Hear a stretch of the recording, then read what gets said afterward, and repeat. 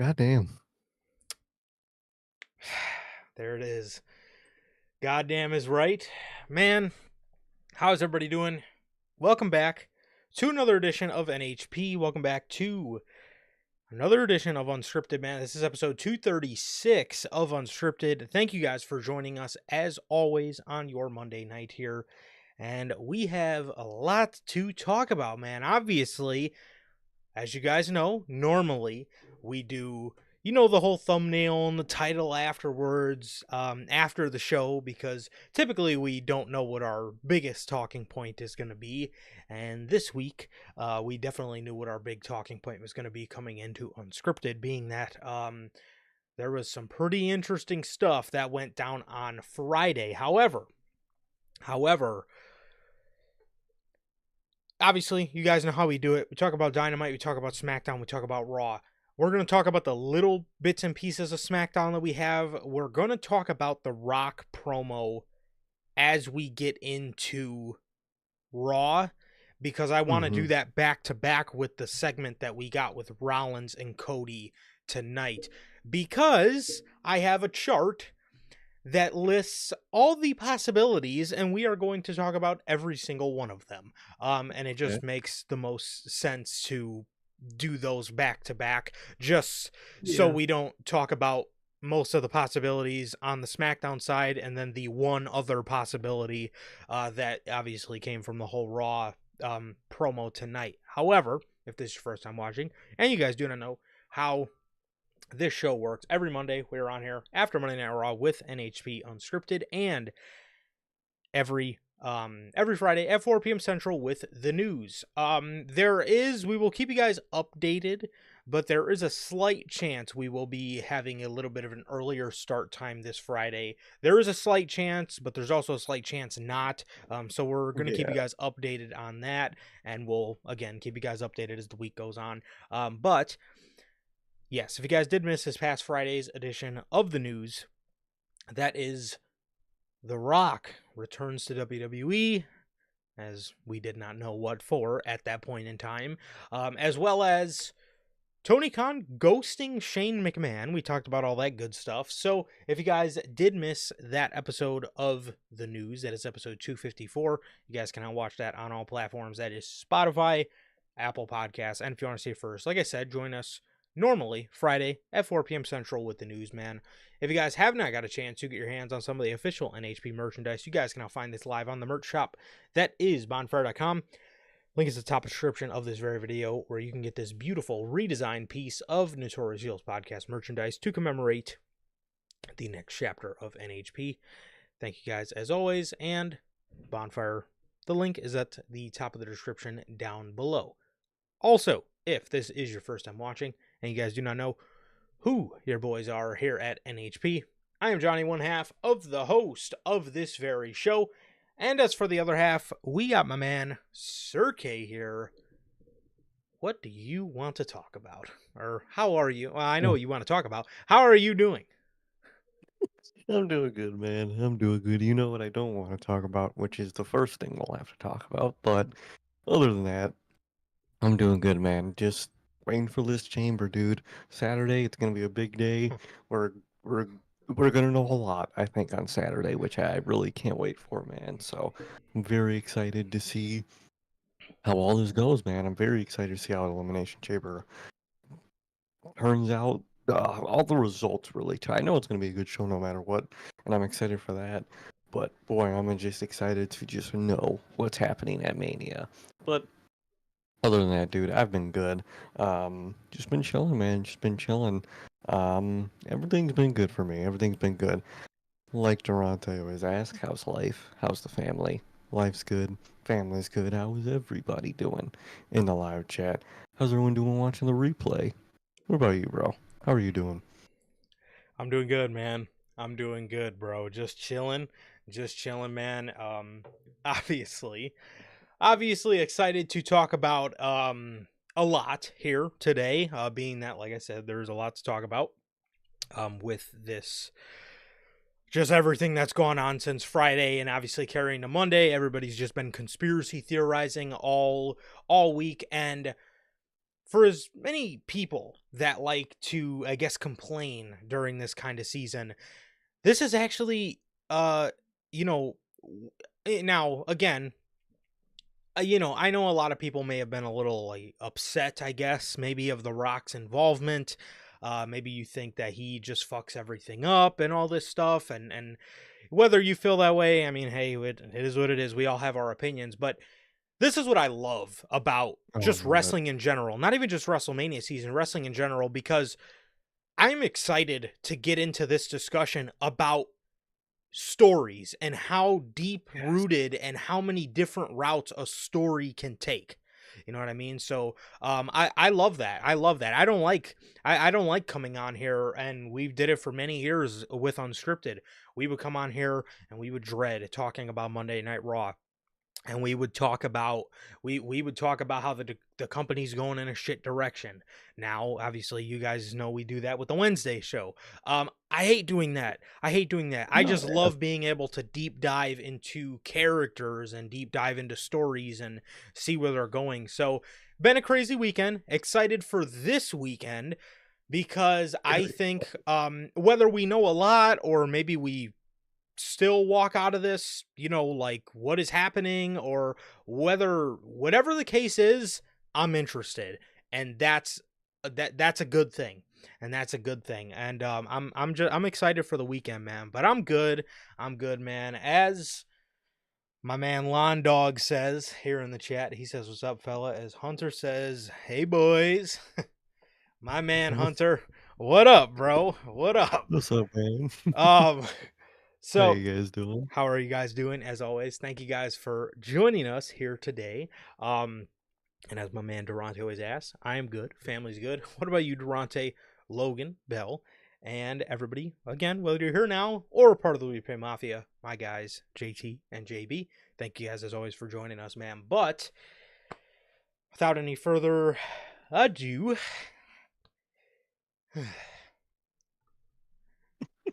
we are Dynamite. there it is. AEW Dread Dynamite. words. Um Hey man, that's good, bro. Hope you go kill it. A late gymmer, I see. A late gymmer. I am a late gymmer myself as well. Just got back going. Obviously dealing with some injuries for the better part of 2024 that kept me out. So just got back kind of in the mix of the whole thing. Be And I will smart. be adding that time on your contract. What's up? And I will be adding that time on your contract. Ah, I'm sure you will. You got a lot of contracts you want to add time to. However, so man, yes, be careful. Don't hurt yourself like I did, like an idiot. And oh brother, AEW Dynamite. Let's get the dust out the way first. We gotta dust everything Yeah, clean. yeah, Lawn Dog. See, he, here, I wish I wish we could talk about the whole situation as well. But like Sir K said, I think it's best we take out the Swiffer and then we take out the cleaning wipes. You know what I mean? You never want to go in with the cleaning wipes first because then you just smear wet dust everywhere. Exactly. So, Dynamite, February 19th from Phoenix. This show was okay. Tony, I will say, Tony's been doing a better job. I don't know if it's that he's maybe starting to listen. I doubt it. I honestly think we're just in one of those phases where we have a sporadic good month of Dynamite, then it just kind of goes away, and then we just go right back into Tony Khan's lazy booking. So honestly, I thought the show was okay. It was carried by one single promo, in my honest opinion, that happened in the beginning. Honestly, nothing too talk worthy. Excuse me, nothing too talk worthy here at all. No, not at all. Like you said, and we'll get into it. But the opening was fantastic. I loved it. It's something where we just mentioned talking about story. It's an actual element of Dynamite where we could talk about story and character and all that. And then the rest of Dynamite was just pretty boring for the most part. And just really mostly not memorable. But the opening was really good, man. It's what I wish we just got way more of, man. Yes. This week, now this is what I mean when I say I don't know if Tony's starting to listen. This week, we had Taz Excalibur and Ian Riccaboni on commentary. Tony Schiavone, and I know I originally was thinking, because I was thinking the same thing in the beginning of the show. Oh, well, maybe Tony couldn't make the show. No, he was there. He was at the show. He was doing interviews with people, and he wasn't on commentary. That right there, genius fucking move from Tony Khan, because Tony Schiavone on commentary, I talk about the biggest shill commentator in the business. That man, okay, I don't know if he's as bad as like 2021, 2019 Michael Cole. But I mean, he was pretty fucking annoying in terms of just I mean the disgust in my ears half the time hearing him talk. This is the best the women's division has ever been, and this is the most important time in the company. Dude, shut up. Horrible. I'll never forget when fucking Hook attacked Christian Cage. That man really said, what a dynamite moment." Ugh. What? Bro, what are you talking? You don't say that. Oh man, what a moment. It's gonna be clipped and 10 years. Like, bro, what? Is literally like Vince McMahon levels when this man would have Michael Cole say, "Oh, this is a great moment."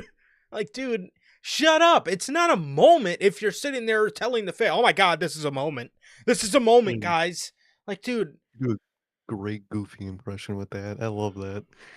I didn't even know that was I didn't even know that was just my complete idiot voice, I guess. But It was God, perfect. horrible, bro.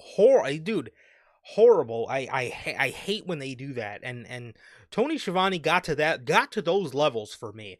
And maybe it wasn't again to the Michael Cole levels, but the booking of the show did not help it anyways. No, it did not help it. But it Mm. was nice not hearing Tony Schiavone. Oh, I got really excited at the start of the show because I thought I couldn't hear Excalibur 2, and then I heard his voice and I was like, okay, didn't get everything I wanted, but I got some of it. So yeah. I was overall with a smile on my face with the commentary. They just got one more they got to deal with. Yes, Taz is great. Ian Riccaboni is great.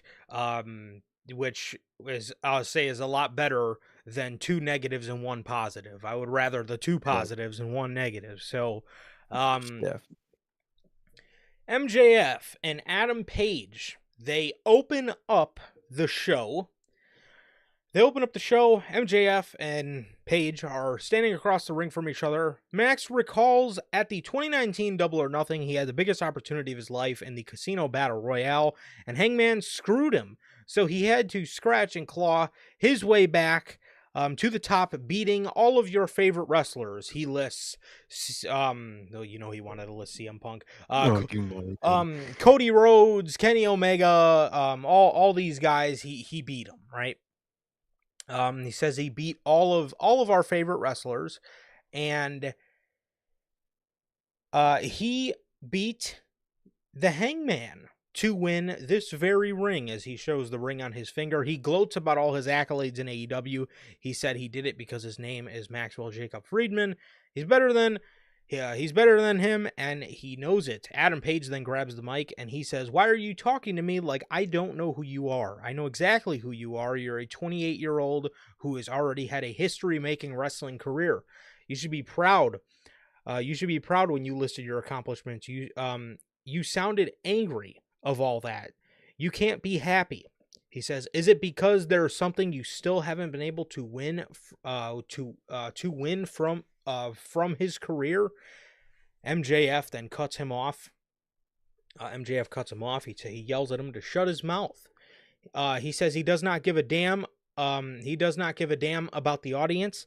And he says it's funny that a hypocrite gets to decide who is morally redeemable. Or he says it's funny that hypocrites get to decide who is redeemable and who is not, because these schmucks woke up one day and decided you deserve to be the main character. He says the guy who drank a man's blood, attacked innocent veterans, the guy who drove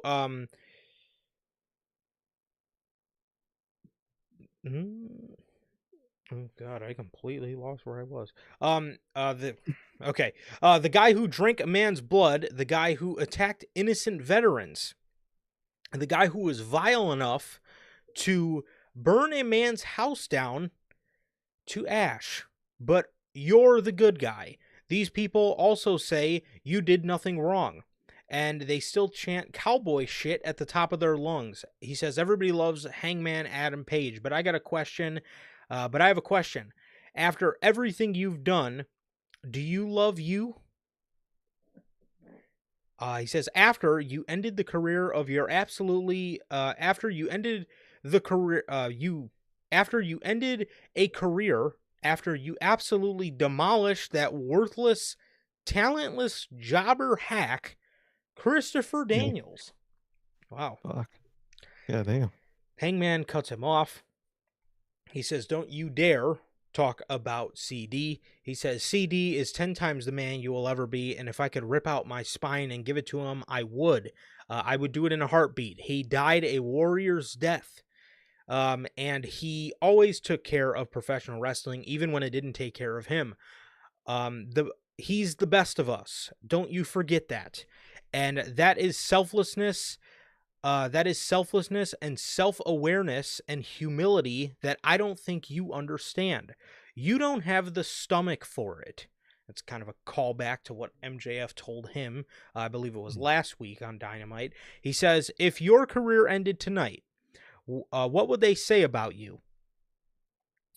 Would they credit? Would they say you're a credit to the sport or a selfish coward taking shortcuts for all the glory that you thought would earn you the admiration? I know. I know what is right and I know what is wrong. I tell the truth about it. I've probably lied 100 times, but I have never lied to them. And if I ever had a problem, and if I had a problem, I would face it head on. Everything I worked hard for, everything I've had, I worked hard for, and you spent 5 years cheating, scheming your way to the top. And anyone who stood in your way, you would tell them you are better than them. I hope for your sake, there's a small part of you that's wondering, is it true? Because deep down, I think you know it. And after all that, MJF looks at Adam Page and he says, "Are you a child? The history books don't give a damn about how you got the job done. I earned everything, and I can't say the same for you because whether you care to admit it or not, before this company even opened doors, the powers that be decided they were going to prop you up to be the chosen one, the golden boy. You came in with all the propaganda in the world. And you know what I came in with? A scarf and a mic. I walk, I talk, I look, I dress. I am better than you, and I am better than you. Name one thing you do better than me." Hangman grabs the mic and he says, "I am real." MJF then grabs the mic and he says, "You can be the main character all you want. I'm fine being the bad guy." As these guys kind of get into like a pull apart, MJF spits in Adam Page's face. They kind of get into a little pull apart, and man, this was good stuff, man. This was good stuff. This was obviously the most enjoyable part of the show. The acting on both of these guys' faces, as both of their characters are way more similar than I think either of them care to admit. Um, Hmm. the amount of the amount of regret and the amount of constant righteousness that comes across these guys' faces whenever they hear a bit of truth is very similar to each other. There was a lot of points in this promo where you could see Adam Page looking down because he's realizing what MJF's saying is true, and the same thing for MJF. He does that a lot as well. But no, I thought this was great, man. And I will have to say, you know, this is off to a good start, man. This is off to a good start. And obviously I'm gonna be a little scared as we go on, just because I really don't want them to tarnish either of these guys. And I just really, really hope both of them come out of this looking both equally as good, or at least just both good in general. But I will say this is a great promo. This was probably the peak of the show for me, and that was and that was that. Oh, 100%. This was definitely the peak of the show. I loved this. Anytime Hangman Page specifically does any type of character work and is involved in any type of a story, it truly is the best of the best. That man is an incredible storyteller. Whether it's on through his face, through his actions, all that, he's phenomenal at what he does, dude. So is MJF, especially in this. I really like what he did here, and with you mentioning it too, I never realized how similar those two are. They're basically the same person, just down a different path. Yes. Hangman started out the good guy that ended up kind of twisting, his moral compass for, to do and get certain things. And MJF's the opposite. He started off as the bad guy, and the more he opened up, the more the good side of him came out. But then, kind of more Tony Khan, he ended up going back to, being a bad person. And then Hangman is slowly going back to being a good person because he's starting to regret perfect opposites of each other. I never really realized it like that. But it was a good start to what they have here, man. I just really hope, like you mentioned, that in the end, everyone ends up looking good, dude. Because Tony Khan could fuck it up, and if not both of these guys, can end up looking really dumb or bad. But overall, The start we got on Wednesday, I really loved what these guys did. Their character work is amazing, and I'm down to see how the rest of this goes, man. I mean, Hangman, as long as he's in a story, he's probably the best part about your episode of Dynamite usually. So, I'm glad we have Hangman in a story again. Also with MJF, a story we care about again. So I'm really glad that we have this on Wednesday to look forward to at the end of the day because I really like that, and I'm very curious and excited to see where it goes next, man. But I really loved what they did at the start of the show. Now the rest of Dynamite was not that good, but that opening was really phenomenal, dude. And I wish that was Dynamite as a whole in terms of quality, in terms of character work, in terms of just care for characters and story that you have. I wish the whole show was that opening. Unfortunately, it's not, and we'll talk about it. But man, that opening really was amazing. Yes, yes, it was very good. It was very good, and it's just it reminded you of those old Dynamites, man, where you would just get hyped for a promo battle, and then it would live up Hmm. to all of that. So that was that was good stuff. The next match, or the next segment on the show, was a match between the patriarchy and the ops, never lacking. It never lacking, bro. That shit was, bro.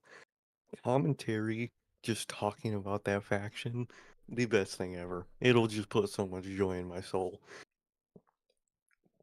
It was definitely quite the verbiage for a professional commentary team to be using.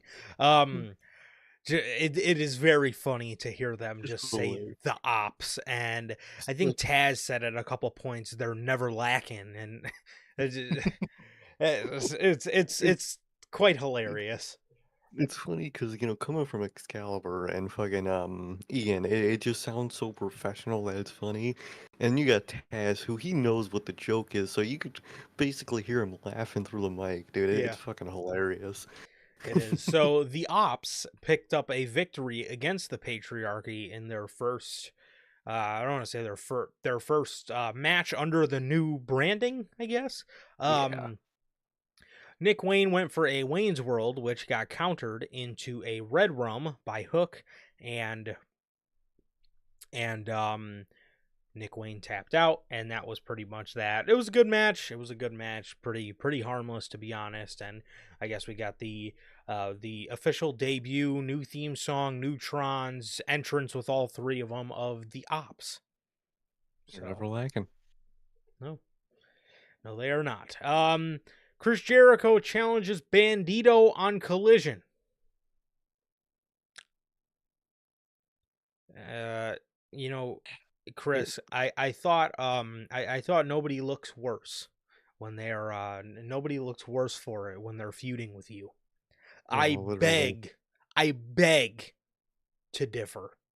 I really beg to differ, man. Bandito can be doing so much more for you guys. Bandito could be Bandito has so much markability. He could be AEW's version of what WWE's got going on for Pentagon right now. That man is so Oh, marketable.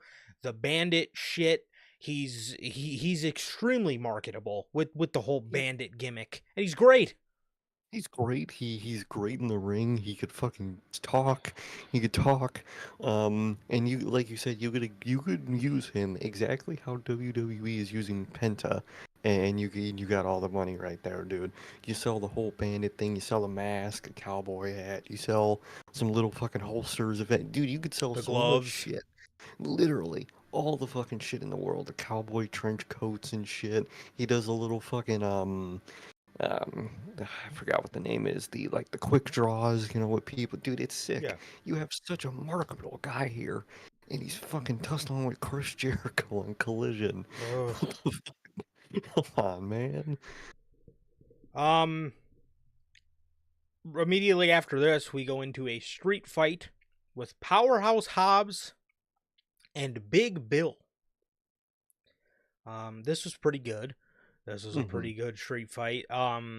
It ended with Big Bill being thrown onto a barbed wire filled table, and he could not make the 10 count because the barbed wire was keeping him, was keeping him up, or was keeping him down. I'm sorry. The barbed wire was keeping him down, and he could not get to his feet by the count of 10. I thought this was a street fight, not a fucking last man standing match. So that was Oh, a bit yeah. odd. I Just guess clicked to me now. I guess Tony Khan just making the rules on the fly. But yeah, I thought that was I thought that was a bit odd.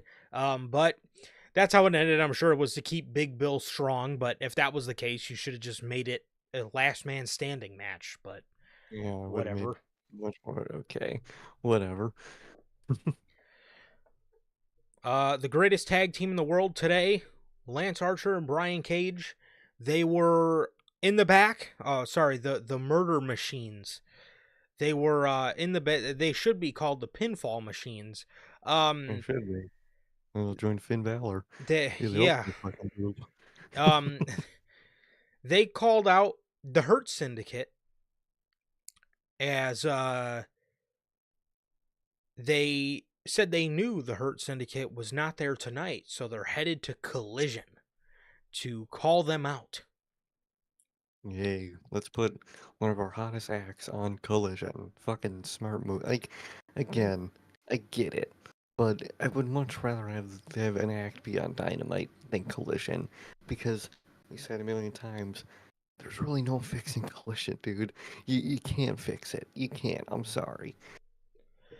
They had a collision this week, and it had quite interesting stuff on it, Mm. but you are still, again, facing the problem. Nobody cares to watch the show because Oh. people really only care about Dynamite. And I'm sorry, it's always going to be like that until you have a brand split. And until you move nights too, that Saturday night slot is horrible, Yeah, horrible for a it's weekly show, dude. People yeah. aren't spending their Saturday nights watching fucking a weekly episode of television. If it was pay-per-view, of course, that's the whole Yeah. point of the Oh yeah. pay-per-view. You make a weekend out of it, but no one's making a weekend out of fucking Collision. Not fucking just it doesn't work, dude. You need a whole new foundation with Collision. Wrestling fans that are social and that have seen they have a lot of vitamin D in their body. They've seen a lot of sun. They tend to, when there's a pay-per-view, they again Fun. they get together maybe with some friends. They watch the show. They you Times you know might regret. maybe you go out to a Buffalo Wild Wings. I don't even know if they still order the I pay-per-view or air the pay-per-views, but wherever you could go, somewhere to watch the show. People, again, people do that for a pay-per-view because it's a pay-per-view. Not Mhm. everybody envisions their Saturday night cooped up in the house watching wrestling. It's just No. the Saturday It, night time slot is pretty shit. Their best bet, to be honest, is either a Thursday or a Friday. Yeah, Thursday or Friday, especially even with the state a lot of fans will, think of SmackDown at this point. You're even safer on Friday than you are on Saturday. You'll still get the viewership. A lot of people fucking hate SmackDown right now in its current state. You would get more viewers than you would think if you put it on a Friday night. Even just competing an hour overlap with SmackDown, you get more viewers than you think. I'm sure of it. But the thing with that though, bro, they are Tony is dead afraid He's because dead. He's never doing that. he no longer wants to compete like he used to. No. Um, he no longer wants to compete, and they are dead afraid that if they do that, WWE is ultimately going, all of the sudden, going to hulk up that SmackDown roster, and make that the best show you've ever seen, just so they can slaughter That's AEW. true. That's the thing with that. That's why I say Thursday, because you have a better chance going up against Impact than you do SmackDown. Because again, SmackDown is a shit show, but if they were to ever move to that night, I know WWE would immediately go. Fix that shit up. Triple H would immediately go into kill mode. Oh, Immediately. DIY? Fuck it. Let's get him in the craziest story ever. You know what? We'll give him a 40-minute match on television. Just, Mm-hmm. fuck. God Yes, damn it. that's exactly what would happen. And they actually might be able to make a back-to-back weekly show work with Wednesdays and Thursdays. They might be, because you could do shit like, like tease shit for next episode, you can make, especially if they're separate brands, I think it could work.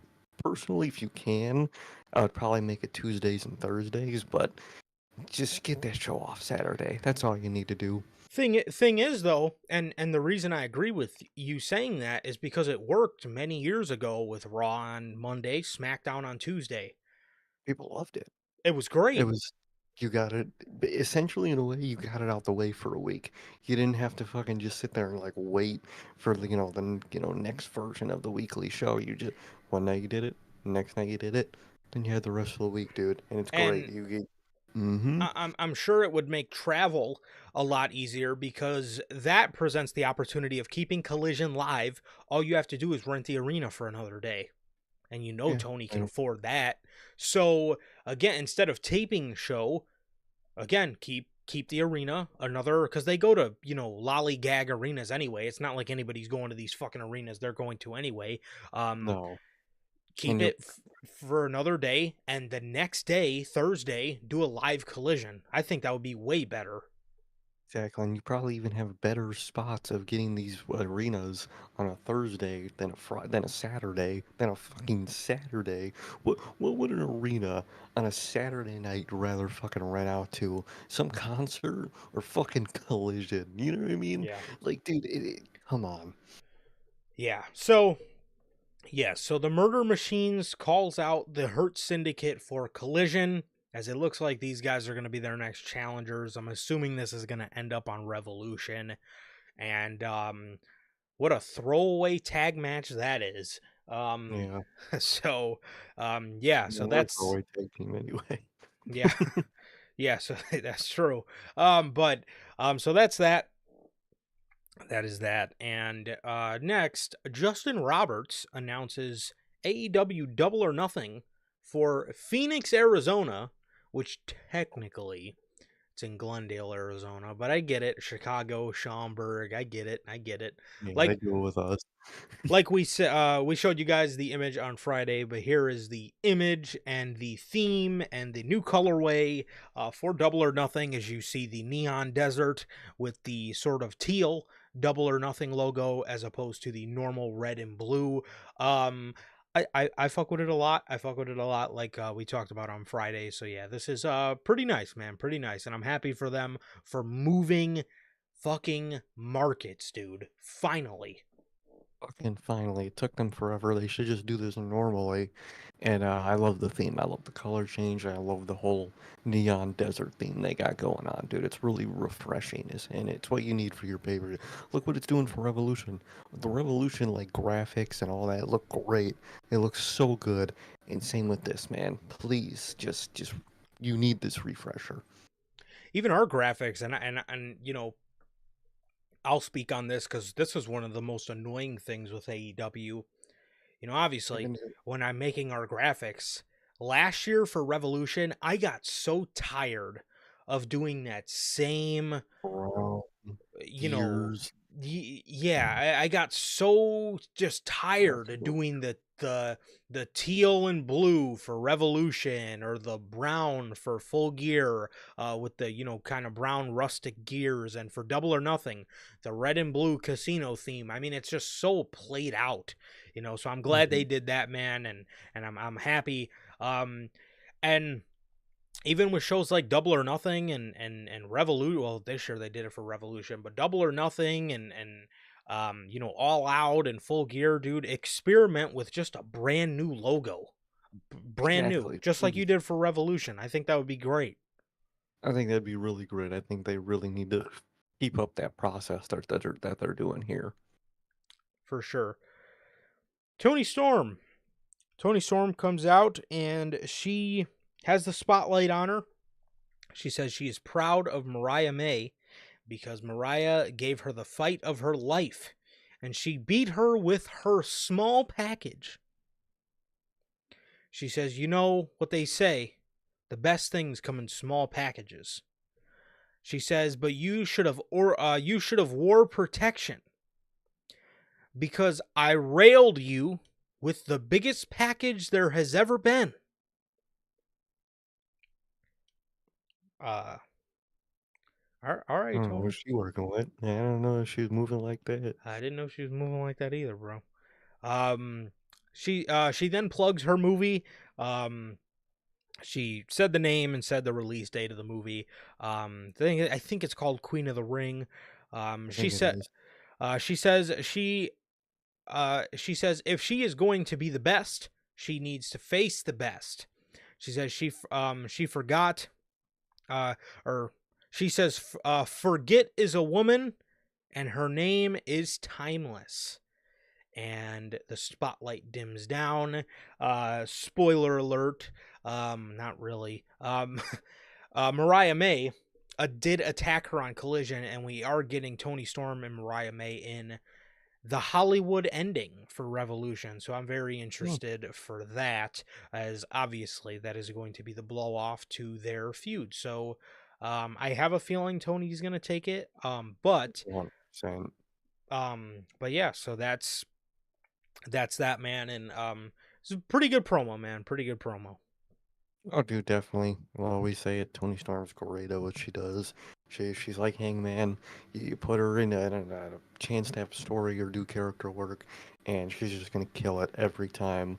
Promo was a little suspect at points. Had me fucking hitting the rock eyebrow, but overall it was really fucking good, man. And very intrigued to see how this blow off match goes at Revolution. I really hope Mariah May can still look, like a valuable member of the roster after this show because Tony Khan doesn't do her favors. Talk about being scared. Um, Literally. we get a video package that actually really, really, really shocked me. Mm-hmm. Gabe Kidd is announced, well, was announced to come to Collision. I was shocked. I was very shocked. I was very shocked. Gabe Kidd always struck me as, I mean, obviously now he may have been blurring the lines in his little program with Omega, but I would have thought for sure that Tony would have taken that to heart. So if you guys don't know, in the build up to Wrestle Kingdom, or it might have been Wrestle Dynasty, whatever that one of the shows that weekend, Gabe Kidd did a promo where he talked about how he never wants to go to AEW because he does not want to be another one of Tony Khan's toys. Now, you know, Tony Khan is a very sensitive man, so I thought Mm-hmm. for sure that we would not see Gabe Kidd a part of anything AEW unless it was Forbidden Door, to be honest, or the build up to Forbidden Door. He's here on Collision, which I mean, it's cool to have him. I mean, it's cool to have him around. I was just shocked. No, definitely. I was very shocked when he announced that he's at least going to be doing some sort of stint, it seems like, in AEW. And I'm excited, dude. I really fuck with him. He's a good promo. He's good in the ring. He has that interesting factor. He's not afraid to talk about this and talk about that. I think I even saw in Collision. I forgot who they gave him. I think they gave him some Butcher. schmuck. He was Butcher. Yeah, it was Butcher. And he was talking about like, oh, the roster you have, that's who you give me and shit. He's nothing. So I was like, dude, this dude can kill it, dude. And I'm very intrigued to see what he does in AEW. I don't think I would be very shocked if he signs over here in AEW. I think it's going to be a stint in AEW before he possibly goes elsewhere. But either way, he's really good, dude, and I'm very intrigued to see him. I hope they put him on Dynamite more. Yeah, it's definitely gonna be a while. Like I will Oh say, yeah, he's going to be a Collision guy. um, yes, but it's definitely going to be a while, I feel, before he goes anywhere. He just gives me the vibes of a guy who lives and breathes New Japan, at least for now. So I I could think for the next couple of years, I think he's going to be what Omega was, or what Osprey was, or what Jay White was for New Japan, kind of a New Japan soldier. Um, I could definitely see like Tomatongo was for a long time. He was yeah, just touting the brand. I could definitely see that for a while. definitely. So Jon Moxley and the Death Riders. Mm. They come out to the stage, and Jon Moxley starts yelling at the people, telling the people they are his. And he is not going to let Copeland come in and make a challenge in his house. Jay White walks out, but then out of the opposing tunnel, Pac walks out as they go to attack Jay White, which, welcome back, Pac. I don't know where the hell he went, but welcome back, I guess, again. Probably piece of stuff or... He... Mm-hmm. Oh, go ahead. So Copeland comes out to save Jay White, and a brawl breaks out with the Death Riders and Copeland and Jay White. Copeland chases Moxley off into the crowd. Moxley is running away from Adam Copeland. He's running away from Adam Copeland in the crowd, and Cope then grabs the mic, and he tells Jon Moxley he is a gutless coward, and he is going to pick his group apart one by one, and after they're all taken out, it is going to be one-on-one, man-to-man at Revolution, and he is going to take his title. Had that man Mox fucking Scooby-Doo running away from fucking Copeland. Oh, man. That is... I thought this group couldn't look any worse. Dude, they looked bad being badasses against a bunch of losers. Now you're making them act like a loser to a non-badass. That group died in whatever room Tony Khan and Shane McMahon met in, near the airport. Yep, right on the fucking airport lounge, right by the fucking White Castle in there. Fucking just died right there. Oh, God. Again, Yeah. I'm not gonna say anything that hasn't been said before. Public service announcement. Do not fucking be surprised when Adam Copeland takes the championship from Jon Moxley at Revolution. Do not be surprised.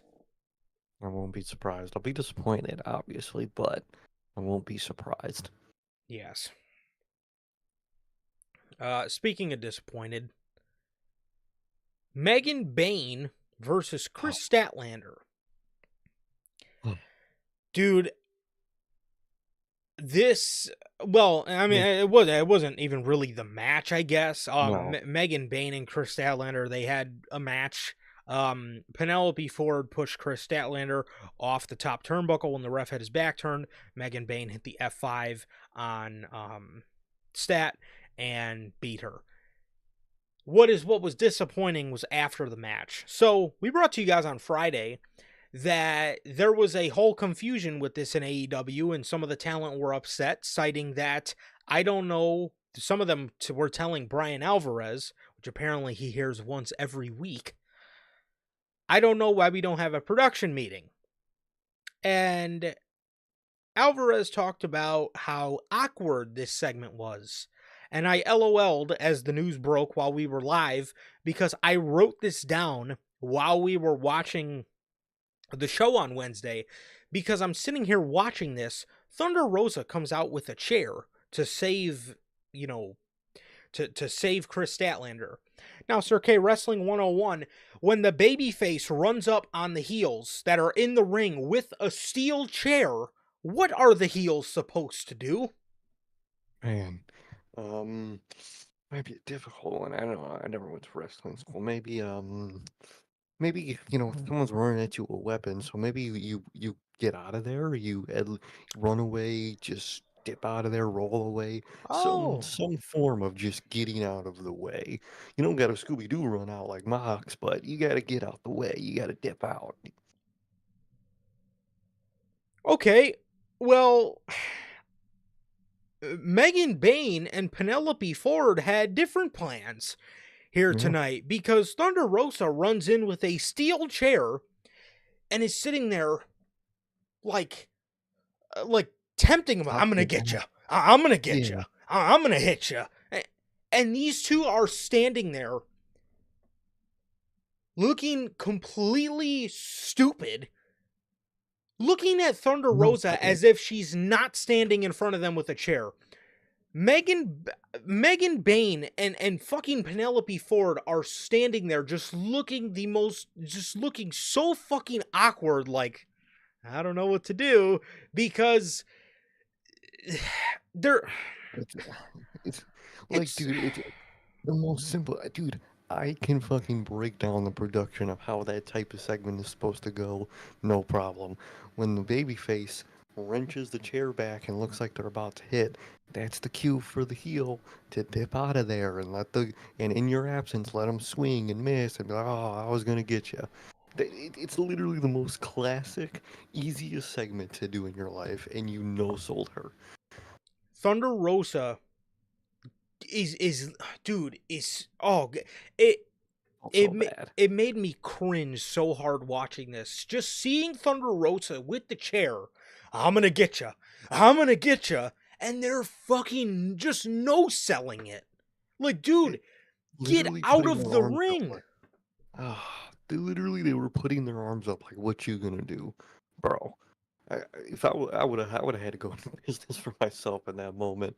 I would have had to swing, bro. Cause what? How are you gonna sit there and no sell me and make me look horrible? For what? That is crazy work. That's That's crazy, man. that fucking segment came off so utterly ridiculous. I can't even begin. I can't even begin to tell you guys how I had secondhand embarrassment for everybody in that ring. That was so egregiously bad, dude. Uh, Again, like they said in, like Alvarez said in the story that broke Friday. Why is there not a production meeting, or at the very least, how do you not tell the talent, hey, Thunder Rose is going to come out, you guys retreat? And if that's not said, how the But he's not fuck retreating did anyway. exactly, bro? If that's not said, it's literally wrestling 101. If somebody comes in if the babyface runs to the ring with a chair in hand, the heel dips. You dip. Or you stand there confused. Like I said, they go to swing at you, then you dip, run out the way. Oh man, I almost got. It's literally the most simplest, most classic thing ever to do. I could fucking do that unfucking prompted, no problem. Is just run away. It's all it takes. You crazy work. You no sold her. Put your arms out as if you know what are you gonna do. That is crazy work. Bane and Ford get out of the ring, and Thunder Rosa throws the chair at them. And Megan Bane is walking away, shrugging her shoulders. Are you kidding me? Uh, Are you actually no. fucking kidding me? Now, if they were going backstage to a real boss, he would have had them in their office when they were walking back. I'm sure Tony Khan didn't say a damn word. I know he didn't say a damn word about nothing. He was too concerned about whatever next segment there was. I'm sure of it. He didn't fucking say a word to none of those women on their way back, and I could put money on that. What a complete and utter just what a complete and utter fucking disaster of a post-match segment that was.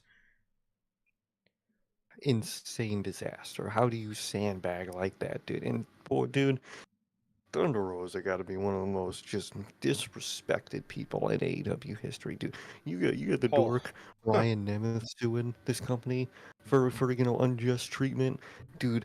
Fucking Thunder Rosa has every reason to do what he's doing because holy shit, her whole run has just been fucking getting sandbagged by just people everywhere. It's fucked, dude. It's so fucked. I don't I I don't I, I don't know what the fuck happened, but yes, I am seriously tired of Thunder Rosa being disrespected by this company and by the talent in this company. Whether it's management, talent, their dramatic ass high school, AEW women's locker room. I don't know what they got going on, but it is absolutely fucking ridiculous. And being Megan Bain, you're new in this company. Pulling shit Like, like that and doing dumb shit like that. I mean, are you kidding me, bro? Are we for oh, real right now? dude, literally as a boss, I would have told, like, dude, you have a chance to be a part of this roster and be used and whatnot, and you're gonna fuck it up doing shit like that. So that shit would never happen again, dude. There's a million more people we can use than you. So don't pull shit like that if you want to be used, because that's crazy fucking work. Bro, let me do the boss work for Tony Khan, bro. Please, let me be his voice. Cause boy, what I just fuck, man, that shit was pissing me off. How do you sandbag like that, dude? I don't know, man, but again, it's wrestling 101, and I don't even want to hear, well, you're just a podcaster and they're the talent. Dude, it's wrestling 101. Oh, shit. Get out of the ring. Yeah. And it's not even like they waited 5 seconds to then realize, oh shit, I need to get out of the ring. They were literally standing there for like 20 seconds. They knew damn well what was going on and just didn't get out of the ring.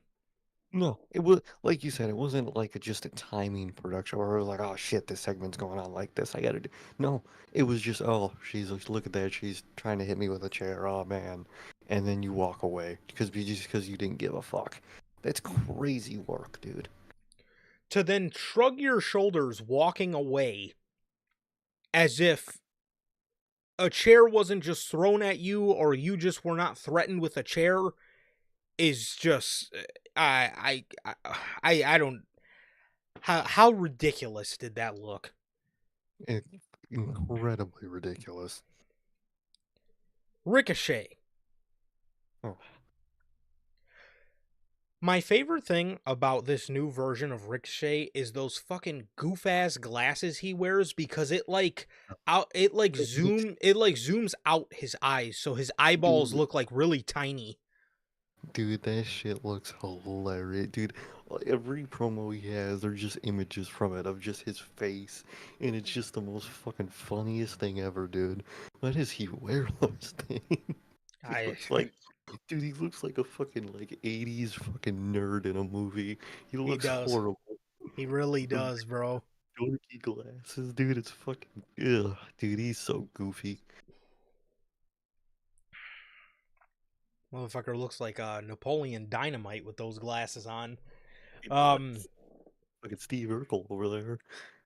so so Ricochet, he rags on the city for being a poor man's Las Vegas, and he makes fun of Kevin Durant, or he makes fun of the city rather for Kevin Durant wanting to get out of here as soon as um, eh, um, as, as soon as this NBA season is over. He Mm, says his helicopter is going to take. He has a helicopter waiting outside to take him immediately out of the city after he's done with this promo. He says the audience is. Oh, good lord.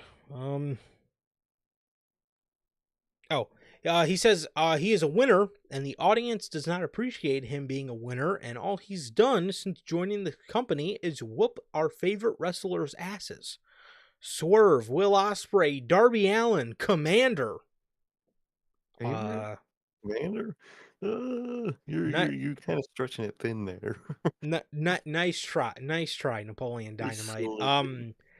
You really tried to slide that shit in.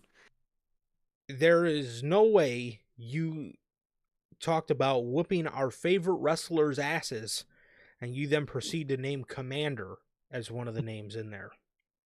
That shit was a carry job if I've ever seen it. Okay. So he says, winners always have something to show for it. He says he has something to show for his success. He then shows the robe that he's wearing. He says he came to win gold in 2025, and he will because he's too damn good looking not to. Prince Nana comes out there. He says, I know we've been beefing for the last couple of months, and I don't know where that's going, but I do know you are wearing something that does not belong to you. He says he's been in the wrestling business for 3 decades, making history in that robe, making history with that robe. So he says that robe represents pride, integrity, and anyone wearing it as honor. He says it presents an opportunity to be great, and I never gave you that opportunity. And if you are the winner, or if you are a winner, you should just give the robe back to me.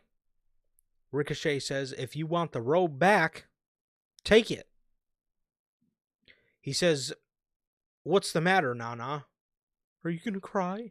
He pulled the fucking Tobey Maguire from Spider-Man 3. What's wrong, Brock? You going to cry? You gonna cry? Um I wonder if Nana went to church and prayed for Ricochet to die. he Go to the movie, dude. he may have prayed for he may have prayed for Ricochet to take those godforsaken glasses off. He did. He then says, "You're not getting your robe back, Nana," and he walks away. This segment was okay. Ricochet, and when I say this, I'm not saying he's to some CM Punk levels of mic work. From when he started in AEW to now, he's still a terrible promo, but it went from being horrendous to terrible, if that makes any sense.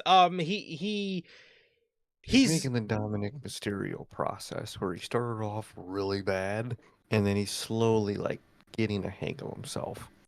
Yeah, so I will say the only thing that takes me out of his promos, because when he's serious, he can be serious. The only thing with Ricochet, and I know it's his thing, when he does that fucking at the end of his promos, it He needs does to cut that. it does kind of take me out of it, because he goes from being serious and again, I don't want to say menacing, but he does go from being, a bit serious to that. And it does kind of, it does take away a little bit from, I feel, his progression. Maybe he's leaning on that a little too much. I think so, definitely, man. I think he has potential in what he's trying to do. I think it's just a little stuff that he's really got to get down. He's got to stop. Like, I get what he's trying to go with, like, with the whole, like, laughing because he thinks it's funny because he's an asshole. I get what he's trying to do, but it just doesn't work for him. You kind of have to be semi-intimidating to, get that to, work. And I mean, especially with those fucking glasses, he's not. So I think if he really cut that out, that would help him a lot. Prince Nana did amazing, actually. I was very shocked at his promo quality. That shit was very, very good, man. And I hope we get to hear more of, promos like that from Prince Nana. 'Cause that was really good, man. Yeah. And overall, it wasn't bad, dude. It's just the little things where Ricochet that when you're watching them, you're like, part of you does want to like what you're watching, and then the other part just hears the and you Yeah. just give up all hope at that point. So he needs to start cutting shit like that.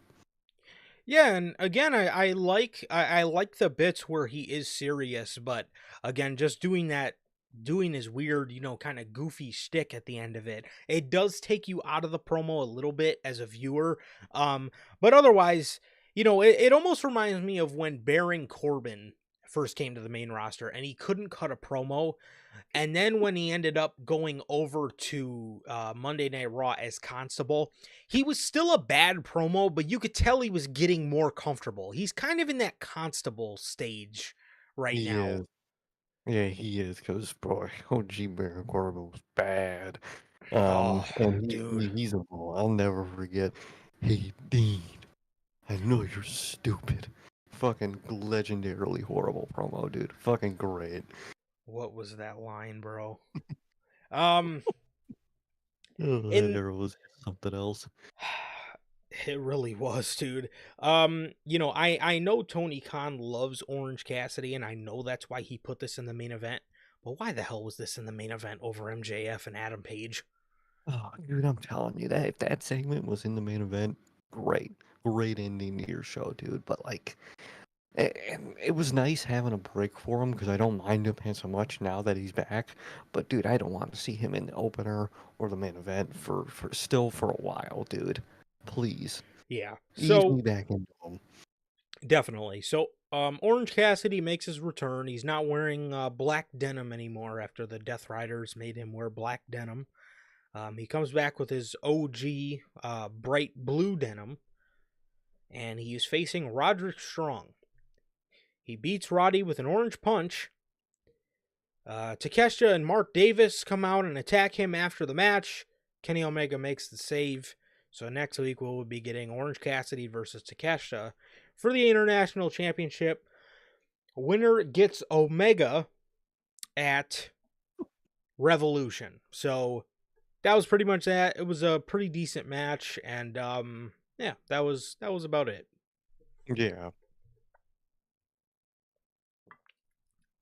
So that was AEW Dynamite, and yes, that is basically everything we got for Dynamite and for AEW. Oh, they did announce on Collision, Mike Bailey, Speedball, is hmm he's coming to AEW soon. I don't know why they didn't just shock debut him at Revolution and have him come out and do the little contract signing thing like they had like Swerve do. yeah, Um, they didn't they didn't do that. They didn't do that, but the fact that they debuted him on Collision, I think that spells out where they're well, gonna put Mike Bailey and how he's gonna be used. especially with how like most of the AEW fans are reacting to this. I'll run this match back. Oh, I need that. He's gonna be a match guy, or just the graphic of Mike Bailey versus this person on this weekly episode of TV. And at the end of the day, that's all he's gonna be in AEW. Yes, so we'll see how that works out. But that was it for Dynamite. That was it for Dynamite, and that was it for AEW for the week. So before we get into the little bits of what we have of SmackDown, man, official word from our sponsor here at NHP, W Energy. W Energy is an energy drink loaded with vitamins, loaded with nootropics, formulated to improve focus without the jitters. W Energy is a clean formula, sugar-free, zero-calorie, free from fillers and artificial colorings, with 150 milligrams of caffeine per serving. You can get your W Energy products today with the link below and code NHP at checkout to save yourselves 10% on whatever it is your heart desires from W Energy. Thank you guys. As always, W. Thank you to the people at W for supporting what we do over here at NHP and being an official sponsor of your boys over here, man. So, as always, shout out to W. Truly, always got to shout out W. Great, great drink. It'll keep you up, work out. Whether you got to figure out who the fuck is gonna win Chamber, that'll keep you up all night. So I'm telling you with that, man. But W's great. It tastes great. It'll keep you up. So try W.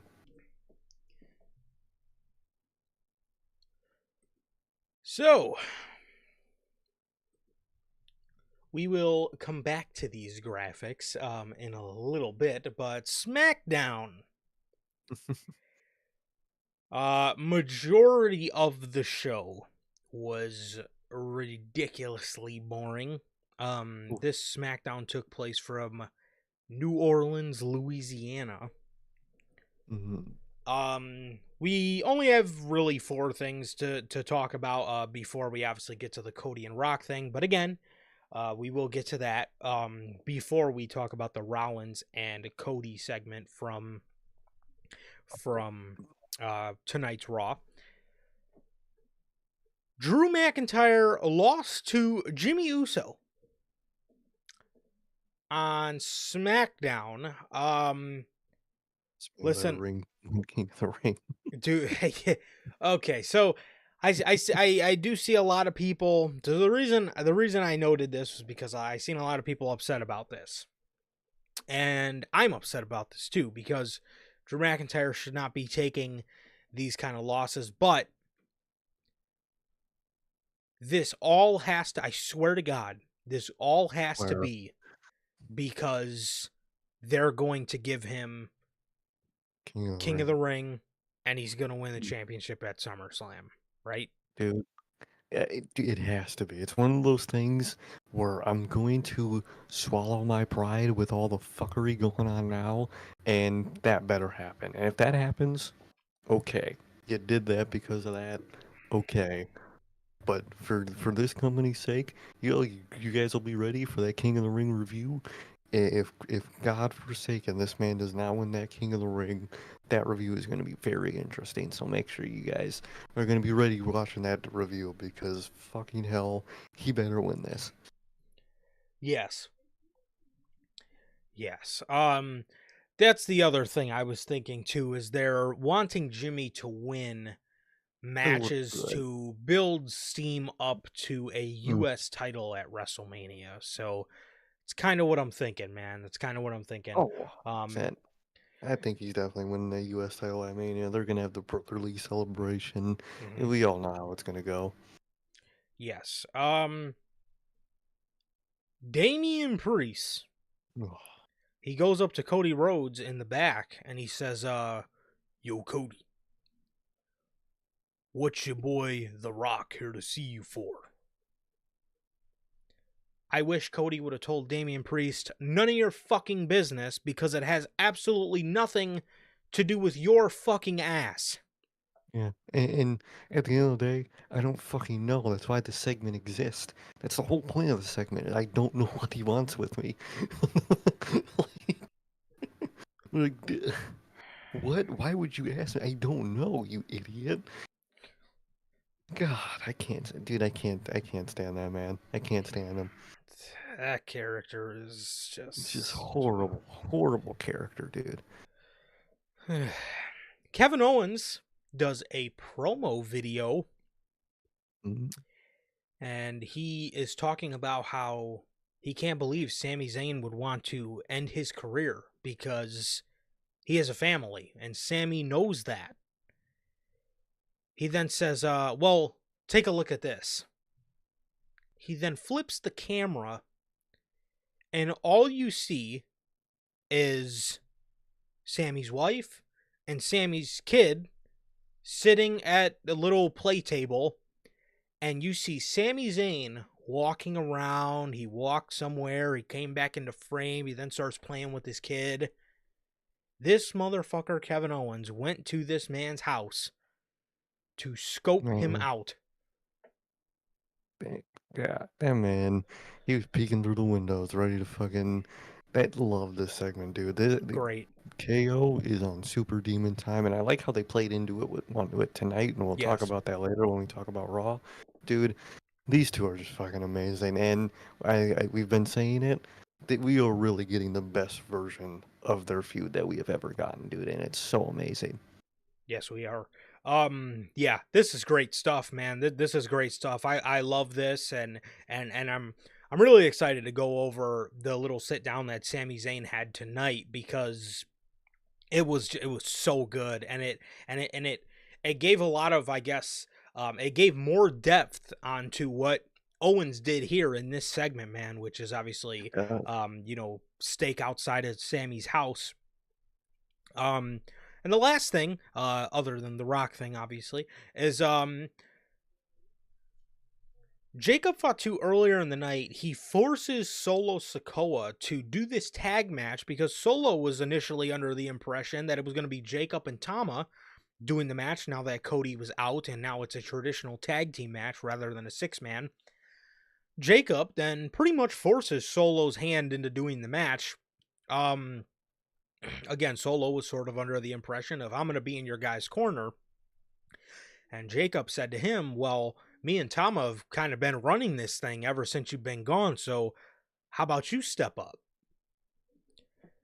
During the match, Solo Sikoa accidentally, or was it Jacob Fatu that accidentally It was, kicked Solo? I think from what I remember, it was Jacob that accidentally like hit the shit out of Solo, and he Yes, it like was. didn't give a fuck. It was my bad. I have my notes backwards. Jacob Fatu super kicks the shit out of Solo Sikoa. He then goes out on the outside of the, or he then gets dumped over the top. Braun Strowman, does his train run, and he pounces Fatu onto the announce table. Damian Priest hits a South of Heaven and pins Solo Sikoa and costs them the match. So this is the second week in a row. The last week on SmackDown, Solo spiked Tama, and this week Jacob accidentally super kicked Solo. So also another thing from earlier in the night was Fatu said something to Solo, because Solo said something like, I didn't do that on purpose. Fatu looked Solo dead in his face and told him, I know it was on accident, because if it was on purpose, you would not be standing here right now. So there is clearly tension you can cut with a knife, and I'm sure it just got even thicker, being that Jacob pretty much costed them this tag team match here by kicking Solo in the head. So again, man, I keep saying it. It's going to be a sleeper story going into Mania. I think these guys have got some really, really good work ahead of them. And I'm excited for what they do, man. Oh, I'm very excited. I like how that fuse is slowly burning, and I can't wait for that shit to hit its end and all these two just explode. I think it's gonna be really good. I think they're building, like you said, a really sleeper this year for WrestleMania, and I'm very excited for their feud to really just pop off. Yes. All right. So we got the Rock thing, but we are going to get into Monday Night Raw. This is your February 24th edition of Raw from Cincinnati, Ohio. Logan Paul opens the show with a promo. Jeez, talk about a bad promo. Man. Dude, he's just How has he not improved? it's not like, bro, you've talked on camera for like fucking 10 years now. How have you not improved talking? You talk better in your fucking vlogs than you do on a live microphone. It's not that much different. Like, dude. I don't know, man. So Logan comes out here and he rags on Cincinnati, saying he wanted to turn his bird around, his private jet. He wanted to turn his bird around, but he told the pilot, "Wait, pilot, no. Pilot, no. Don't turn around. I still want to come here and perform for all of you people because I'm still humble." I don't know what the whole "still humble" catchphrase is for Logan Paul, but it is not hitting. No, and what's the logic in that story? Hey, pilot, turn back. He turns around. Oh wait, no, pilot, don't turn. I'm gonna go. I actually am gonna go into the show. What was the point of this story, bruh? What, dude, I don't get. He's not good. I'm sorry. Mindless dialogue. It's I guess that's that would what it's filler it's just dialogue. it's filler dialogue. That's what it is. He went out there and was like, "Damn, I need to fill up time before I get interrupted by Punk. What the fuck do I say? Oh, I'm gonna just say that I was gonna come into town, but I wasn't, but I did anyway because I'm a good dude." It's just the most lame shit ever.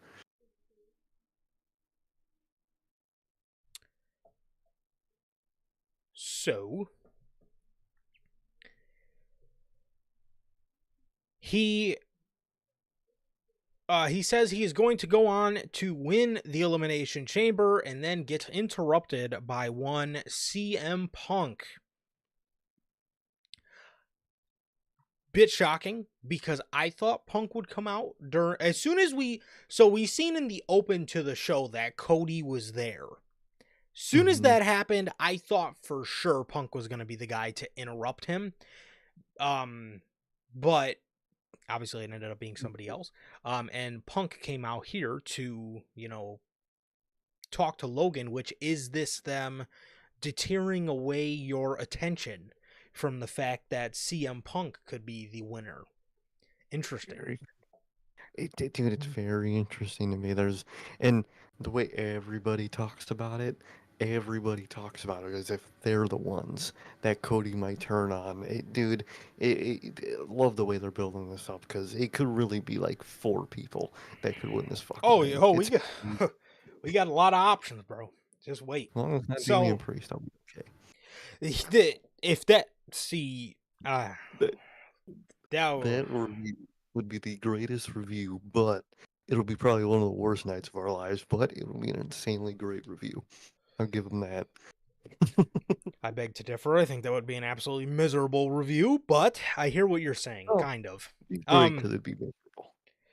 Would not be great. God, that would be quite a heartbreaking night, if I do say so myself. However, That would be heartbreaking. he Punk comes out and Logan Paul asks Punk. He says, "Punk, are you jealous of me?" He says, "Is it because all you do in your career is fail, but you somehow move upwards? You fail upwards." Punk then says, he says, "No, I don't have a problem with you, but to be honest, you're a dime a dozen. A loudmouth kid that does ignorant things just for the simple fact of getting a reaction. And these people deserve better." Logan. I'm gonna jack you for a second. Whoa. Logan, Logan then says,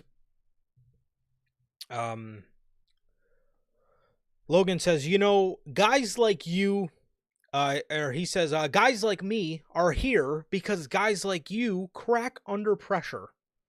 What happened when you came back and it was one of the greatest returns in history? And what happened? You tore your tricep and you cracked under the spotlight and under all the pressure. He says Punk is one of the greats that people mention with The Rock, with John Cena, or not he didn't name The Rock, with Stone Cold, with Stone Cold, with John Cena. He says, these people, you're one of the greats that people love, but soon my name is going to be on that list and they're going to be chanting Logan Paul. Or he did say since he's full time now, the people will be chanting Logan Paul. If that is ever the case, he's got a long fucking way to go. A long way, because dude, the whole night I was seeing fucking people on Twitter talk about just how like someone mentioned that WrestleMania is a Russian roulette game for whoever has to face Logan Paul, whoever gets that click. I was like, oh, I mean he's not wrong, but fuck. Yeah, that sounds about. I mean, that is true though, bro. Literally, whoever does end up getting Logan Paul, people are always constantly like, "Oh, they got the Logan match." Exactly. It's the fucking Russian roulette. Like, He got the match. Like, what did we just talk about with all those AJ Styles rumors? Everybody was like, "Oh, AJ's gonna get the Logan match." Or do you remember how upset people were when Rollins had to face Logan Paul after the year he had? Everybody was like, "That's what you have for Rollins at Mania, the Logan Paul match." Literally, he's it's the blank man. He's got the fucking Logan Paul match. Ugh, he's in that spot, dude. That's just how just bad he's been lately, dude. Yeah, last year wasn't so bad. I thought the Orton and Owens thing made sense. Yeah, Him being in there with Orton and Owens, I thought did make a lot of sense, and they did have a lot of good matches. And And that was when I guess Logan Paul's U.S. title reign was off to somewhat an optimistic start before he Yeah, didn't defend the fucking title all summer until literally. SummerSlam. And then it just completely went to shit over the summer. But people didn't sour on it at that point in time. And I do remember coming out of that match thinking, okay, maybe this Yeah, guy's going to have something. a decent U.S. title Well, reign. And then boy, it was horrible. it sat on his podcast table and never got up, collecting dust all summer long. So, um, yeah, okay, so CM Punk then says he is one of those names. He says the names that you mentioned, including myself, we are legends. He says, he says he made history in this business, and Logan is not going to be here to be or yes, he said he's made history in this business, and Logan is not going to be here long enough to be remembered because he is barely a flash in the pan. And at the Chamber, I will eliminate you, and you can call that a receipt for eliminating me at the Royal Rumble. He says, I will go on to face Cody at WrestleMania, and I will leave as WWE champion, and I will make history. And you, Logan, you will be history. And I don't care if Cody has to sell his soul to think he can beat me. He says, Logan, you will find out what Cody already knows, and that is, I am Satan himself, and in this business, you are a nobody. Hmm. Interesting, dude. Logan then slaps CM Punk. He runs out of the ring, and He he's slapped the shit out of him. Do you see Punk was bleeding? I did see that. He slapped CM Punk. He ran up the ramp, and he's saying what the fuck Oh, is he gee. saying? He's like, I don't know what came over me. So Like, dude. Huh. I thought the segment was good, merely off the fact that I thought CM Punk just kind of absolutely obliterated him. I think you could definitely see the levels of skill on the mic. I can't see for shit when I take off my glasses. I could have taken off my glasses and seen the skill level on the mic in this promo battle. CM Punk absolutely destroyed him. Oh, he embarrassed that man. He was outpacing him. He was just, dude. Even his faces he was making when Logan Paul would just say something stupid. It was like what? That's what you say, dude? Fucking embarrassed Logan Paul.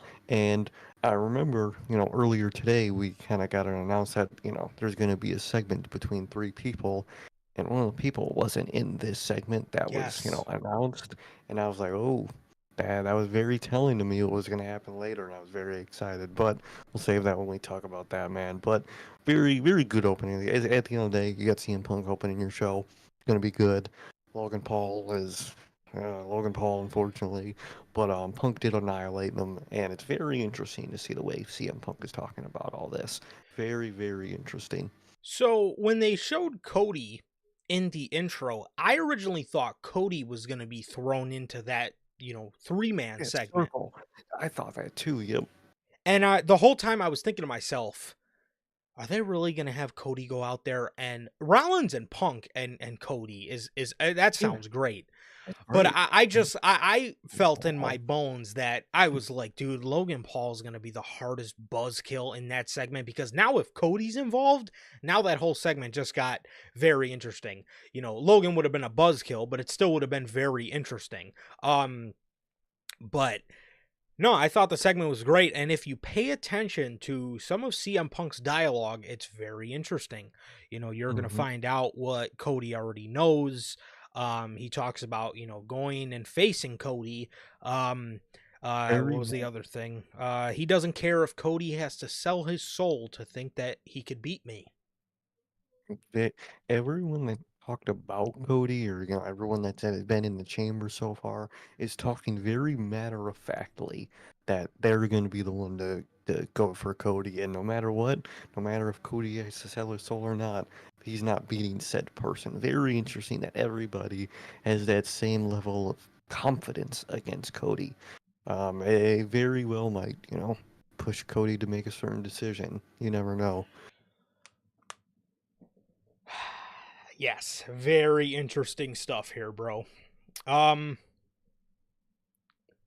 Ludwig, my boy Ludwig Kaiser, Fucking was film his entrance right, bro. I was was pissed. I know. They caught it right at the end.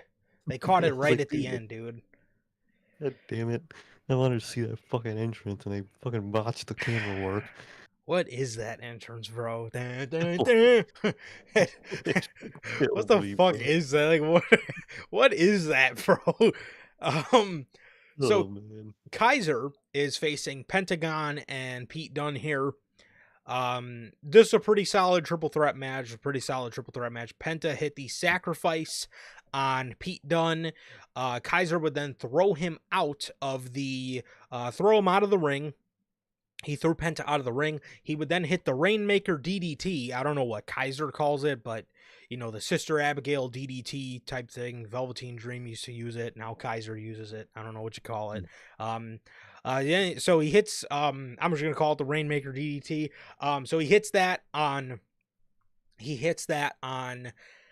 Pete Dunne to steal the victory, as Penta just barely misses the breakup and does not get a chance to obviously does not get a chance to break it up. So without getting pinned, this is technically Penta's first official on paper loss in WWE, which I think is just going to branch out and continue the feud between Kaiser and Pentagon. But I'm very interested when that feud is necessarily going to end, depending on Yeah. the closer we get to WrestleMania. So it's going to be very interesting to see, but it was a pretty good triple threat match, and I would assume this warrants another Ludwig and Pentagon match. I would assume.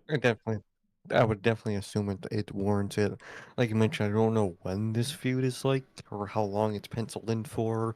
If it's gonna just be a TV feud that starts and ends on TV, or maybe they're gonna feud on into Mania, and their feud just bleeds into whatever Braun is feuding with, and they do a big multi-man thing where people are kind of got their own mini feuds in that. I really don't know how they're gonna do this, but nonetheless, great triple threat and good story progression for what they're doing with their story. For sure. Rhea Ripley does she's doing a crowd promo. She says that she has never beaten Io, but the last time they were in the ring together was 5 years ago. Io then walks into the shot, and she says she will beat Rhea Ripley and go on to WrestleMania to defend the Women's World Championship. And that was that. And I don't know what the fuck's going on with either chamber, dude. Especially after the main event tonight. I Yep. really don't know what's gonna happen in that fucking women's dude. I don't fucking know. I have my Oh, theories. okay, but man, I'm so nervous for Friday because I do this whole Mania season. Anytime I gotta predict shit, it's literally just dead ass. I don't fucking know at this point. I have no Yep, or clue what's it's gonna either that, happen. bro, or you predict something and then we end up going a Just completely wild. different route. Yeah. Bro, I'm telling you, I'm like, dude, it's it's so confusing. I don't know. New Uh, Day, they defeated the LWO. man, they are really losing steam with the New Day. I don't know where they're going with any of this. Yeah, This just feels it's like the most stalling thing at this point. I don't think we're getting this New Day anything at WrestleMania. If Big E is hopefully clear, which I hope this is all for, I get the vibe that it's going to be a next year Mania match, which is just so annoying to me. so Or a the only SummerSlam match. the only way they can pull this off is obviously if they start something in the build up to WrestleMania, but even at that, Yeah, I don't even know I don't know if you what you would do. can get It's too. excited for this, because it's just it just seems like too much of a gamble at this point. Like there's been no, you know, Don't mention it, nothing. yeah, there, so obviously there's been like, mention of Big E, or I guess every time you really see the New Day, it's kind of a reminder of Big E. But the New Right. Day mentioned to Big E, we'll call you if we need you. And, it's been a, it's been about 2.5 months, bro. And Mhm. it's it just makes me question, like where necessarily the end game is for this. Because if Biggie is not coming back, this is what's leading me to believe Biggie has to be coming Is it? back. Because New Day if New Day turned heel Mhm. and Biggie was not coming back, it would almost be a no-brainer to me that these guys you would have to make them a top tag team act. And You have to to. my theories, the only reason you wouldn't push them towards the tag titles, because their heat does warrant that. They are one of the, biggest tag acts that gets the biggest reaction on the show. The only reason I feel you wouldn't put them in that spot is because he's coming back soon. Mhm. So, like, I don't get what you're building for. What it really feels like to me is they got a plan with Big E. For some reason, it's not happening yet, and they're basically every week just telling them, "All right, go out there, be assholes, do what you got to do, make your Big E references, and just do that every week." That's what it feels like. Hey, you were still waiting for whatever we're waiting for. So just go out and act like assholes for the next fucking 3 months. It's like, dude, if anything, especially if you know that Biggie is, for whatever reason not doing this yet, or you just aren't planning for it yet, just why wouldn't you save, that, great turn that happened for a closer point to when Biggie does come back? I don't get this massive gap that you're making that's just thinning out the momentum here. I don't get it. Yeah, I don't know. It does make me question, man. But I'm definitely going to, you know, I'm definitely going to keep my eyes peeled for after the Elimination Chamber, because if this is happening at WrestleMania, obviously it would have to happen after the Elimination Chamber. And I feel Big E coming back is a Mania story they're going to want to tell. And Yeah. there's obviously, it's not even a question if this New Day, heat will, drag on to next year's WrestleMania, because that is just ridiculously long. And again, It's if Big E's not coming back for the foreseeable future, you would think you would have them doing something more important as a tag team to buy them time until he you would comes back. you would really think, dude. I don't know what's going on with them or what's going on with their booking with them. I don't get it. Yeah, so they defeat the LWO here, and they attack the LWO afterwards, and Dragon Lee comes out for the save, but then ends up getting his ass handed to him. Right. So that was that. And again, the New Day, they still get, good reactions, or they get good heel reactions, but it does make you wonder. It does make you wonder for sure, man, as to just what is happening with all this Big E stuff, because it is, again, I mean, it's very interesting.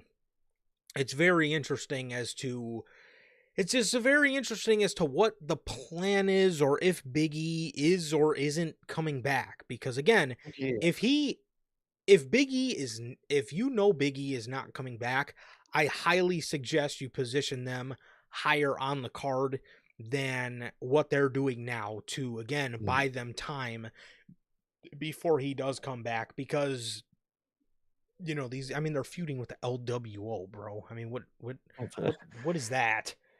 You You're know? you're few you're scraping the bottom of the barrel with that one, dude. It's like you're literally at the bottom of the card right now for whatever reason. Yeah, so I don't know, man. I don't know, but I hope we see something soon, or at least some sort of maybe tease about, them, wanting to call Biggie, or whatever. Because again, they told him, we'll call you if we need you. So I would like to, you know See that. maybe see something, or Mhm. some sort of development with that. But so that was that. Dominic and Finn were in the back arguing again about having new members. Dom wants new members. Finn says absolutely not. Obviously, this is all, I think, leading to everybody else in the group wanting a new member except for Finn. So they end up kicking him out so they can all get their way. So Liv then walks up and she tells them to stop arguing because this is a big week for her. They then kind of poke the bear a little bit with Finn Balor. They kind of poke the bear a little bit with him saying, this would be a big week for all of us, but, you know, I got you that Elimination Chamber qualifier and, you know, you lost. So Finn was pretty upset, as he always is, I feel, every time he talks to the Judgment Day. So, yeah. Yeah. Did you notice, the background stuff in the clubhouse? Sorry, say that one more time. Did you notice the stuff in the background in the clubhouse? Are you talking about the Demon Lunchbox? Demon lunchbox. There was like a 17 Finn Balor logo of something at that. It looked like shoes or something, but there was very, very classic demon related or that era of Finn Balor merchandise hanging around back there, man. Very, very interesting background work from them. That is true, but at least the Demon Lunchboxes, it's always back there in that clubhouse. Okay. So I never noticed. I never paid attention to that fucking clubhouse. Literally this week, they look like they were in a fucking root cellar, so. But it's very interesting, at least to me. definitely. Hopefully they can I don't know though. Honestly, I don't really want to see the demon. I don't know if I'm in the minority there. I don't want But to see the demon, but I want to see old Finn Balor or true. something, dude. Anything but this. Change is what I want. Yes. Yes, we could definitely agree on that. But so yeah, that was that. And Gunther comes out cheesing his ass off to the ring in full gear. Gunther gets on the mic and he says he is in action tonight. He says he wants to talk about WrestleMania first. He says so he says he's in action tonight, but he wants to talk about WrestleMania first. He says, when Jay won the Royal Rumble, I was originally upset. But I'm good. Yeah. it makes three of us. Literally. He says, but he is glad he gets to beat that clown, Jay, and end the Yeet Circus for good. Mm-hmm. He says he went to Adam Pearce and he asked for a match tonight. And he handpicked his opponent. He does a long dramatic pause before he reveals Akira Tozawa. I guess we all found out why Gunther was fucking grinning from ear to ear. Oh, that man is too goddamn funny. Oh, he's hilarious, bro. So just cheesy because he fucking just picked a jobber to fucking decimate. So Tozawa gets in the ring, and obviously he's scary as hell. And Gunther tells him, let me tell you why I chose you.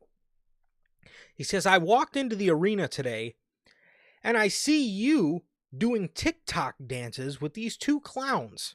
And it upset me because you and I have some things in common. Not a lot of things, but some things we do have in common. We uprooted our lives to make a career in the WWE. We both got in the best shape of our lives to make a career here and prove that we belong. And but the difference is all you do is waste it away being a complete joke and dancing like a dork for these degenerate fans. He tells Tozawa, why don't you earn my respect, as he's pushing him. And I'm not going to lie to you, bro. These two then proceeded for the next 4 minutes to have a fucking 4-minute banger. Bro, they were fucking moving, bro. That man Tozawa, I ain't never seen that man Tozawa move like that. Goddamn. Man, Cruiserweight Tozawa Cruiserweight Tozawa was I do remember him being pretty good. I do Oh remember yeah, Tozawa being pretty good, man, but this was pretty fucking good, dude. This was pretty it good, was. and I actually really like the ending to this, and obviously Oh, I did Tozawa's height, I obviously think was obviously the only reason that this happened, but because at least to my knowledge, we've never seen Gunther do this before. But before we get to that, man, yeah, like I said, these guys were fucking moving their ass off. Tozawa's hitting like these raw ass Pele kicks that I've never seen him do before. He hit like a running Trouble in Paradise, and that Oh, shit dude. just looked fucking epic. And Oh, then look, dude, that one chop that he took where he just fucking got thrown to the ground. That shit looked, it was amazing. he was selling his ass off, dude. The way he took that shotgun drop kick Mm, by Gunther, when he countered the power bomb into a sunset flip power bomb of his own, I was like, damn. But dude, there was a specific spot in the match where he did a running Pele kick or a running Trouble in Paradise almost, and I'm sitting there like, yo, I'm like, dude, oh, I'm like, these motherfuckers just randomly turned out a banger here tonight in like 3 or 4 minutes. Um, and the way Gunther gave him one of those old school Walter chops where he Tozawa did. sold the shit out of it. And Held his whole body back like the goddamn exorcist, bro. yep. Shit was incredible. So Gunther, and again, this is what I was saying. This was possible because of Tozawa's height. Um, Gunther did his sleeper hold like normal, but obviously we all know Gunther to do the sleeper hold where, the guy is usually tall enough where Gunther can't really lift him up off the mat. This man, Gunther, lifted Tozawa up to the point where his feet were elevated about 2 feet in the air and he Holy was shit. just left hanging. Um, Mm-hmm. and he went out. Gunther, laid him out. He continued to attack him. Otis got in the ring. Gunther then got scared, quote unquote, walked out of the ring. Otis took his attention away from Gunther. Then Gunther jumped back in the ring, got the sleeper in on Otis, and then Jey Uso came out for the save. Jey Uso came out for the save to help Alpha Academy and run Gunther off. Now, Gunther did not stand in the ring like a complete fucking moron and just stand at Jey Uso like throwing his hands in the air. What are you gonna do, man? What's going on? No, Gunther left the ring because that is wrestling 101. So yeah. Babyface comes in, you run out. It's very, very classic. Now, again, you don't have to fucking book it away like fucking John Moxley had to do for fucking Copeland. That man was You just running. dip out. That man was fucking booking it. You just dip out of the situation. Simple as that. I also like in this the Otis moment that him and Otis had, where Otis was ready to throw down with him, because he hurt his friend. Missed that Otis. Missed that momentum with Otis. Boy, Ugh. takes me back to a time of that mid card division. But overall, fucking incredible shit they did there. Randomly incredible shit. Yes, definitely, man, definitely. Um, Off topic, but Mhm. it really makes me wish I would have loved to seen how Triple H booked. I would have really liked to see how Triple H would have booked a heel Alpha Academy when Otis was like that fucking bulldozer and he was just destroying motherfuckers because history has proven from this past summer, Triple H did really good with Otis when he was in a serious role. Oh, So dude, it makes you Otis is wonder. serious. He's really good. Man, Yes, I wish they could have done that. I wish he had control. There's so many times where I'm like, damn, if he just got control a little bit earlier, dude, fuck, so many things could have happened. definitely. Definitely. Now I don't know about the look they had Otis running with. Oh, Bald, that shit was no beard Otis was pretty horrible. trash, but the gimmick was awesome, but the Yeah. look was quite the Oh, look. fucking Yeah. good old Vince, man. Just look bald and no beard, and you're gonna be I don't, dude. That man was it was on demon time back then. So Yes, this was the Gunther and Tozawa match. Again, random 3-minute banger for you. So Triple H decided to throw us a bone here, and it was very good. Jey Uso comes out for the save. Gunther retreats, wrestling 101. And that was that, man. I enjoyed the segment. I thought it was good. And again, I for a Gunther and Tozawa match, I enjoyed it a lot more than I probably should have. So yeah. Mm-hmm. Most definitely. Lyra versus Dakota Kai for the Women's Mm. Intercontinental Championship. I'm sure some people were very excited when they announced this match. I was very excited. Yeah, I love me some Lyra Valkyria. She's very underutilized talent on this roster. Oh, 100%. I'll give you that one. If I very, Well, which boggles my mind because when she first got called up, she was like one of the front and center, like up and people, coming women in the division. yeah, like I don't, and people really like her, so I don't get Love her. the lack of booking. It's great. And It's fucking I don't great, get dude. the lack of booking. I don't get it, Me man. neither.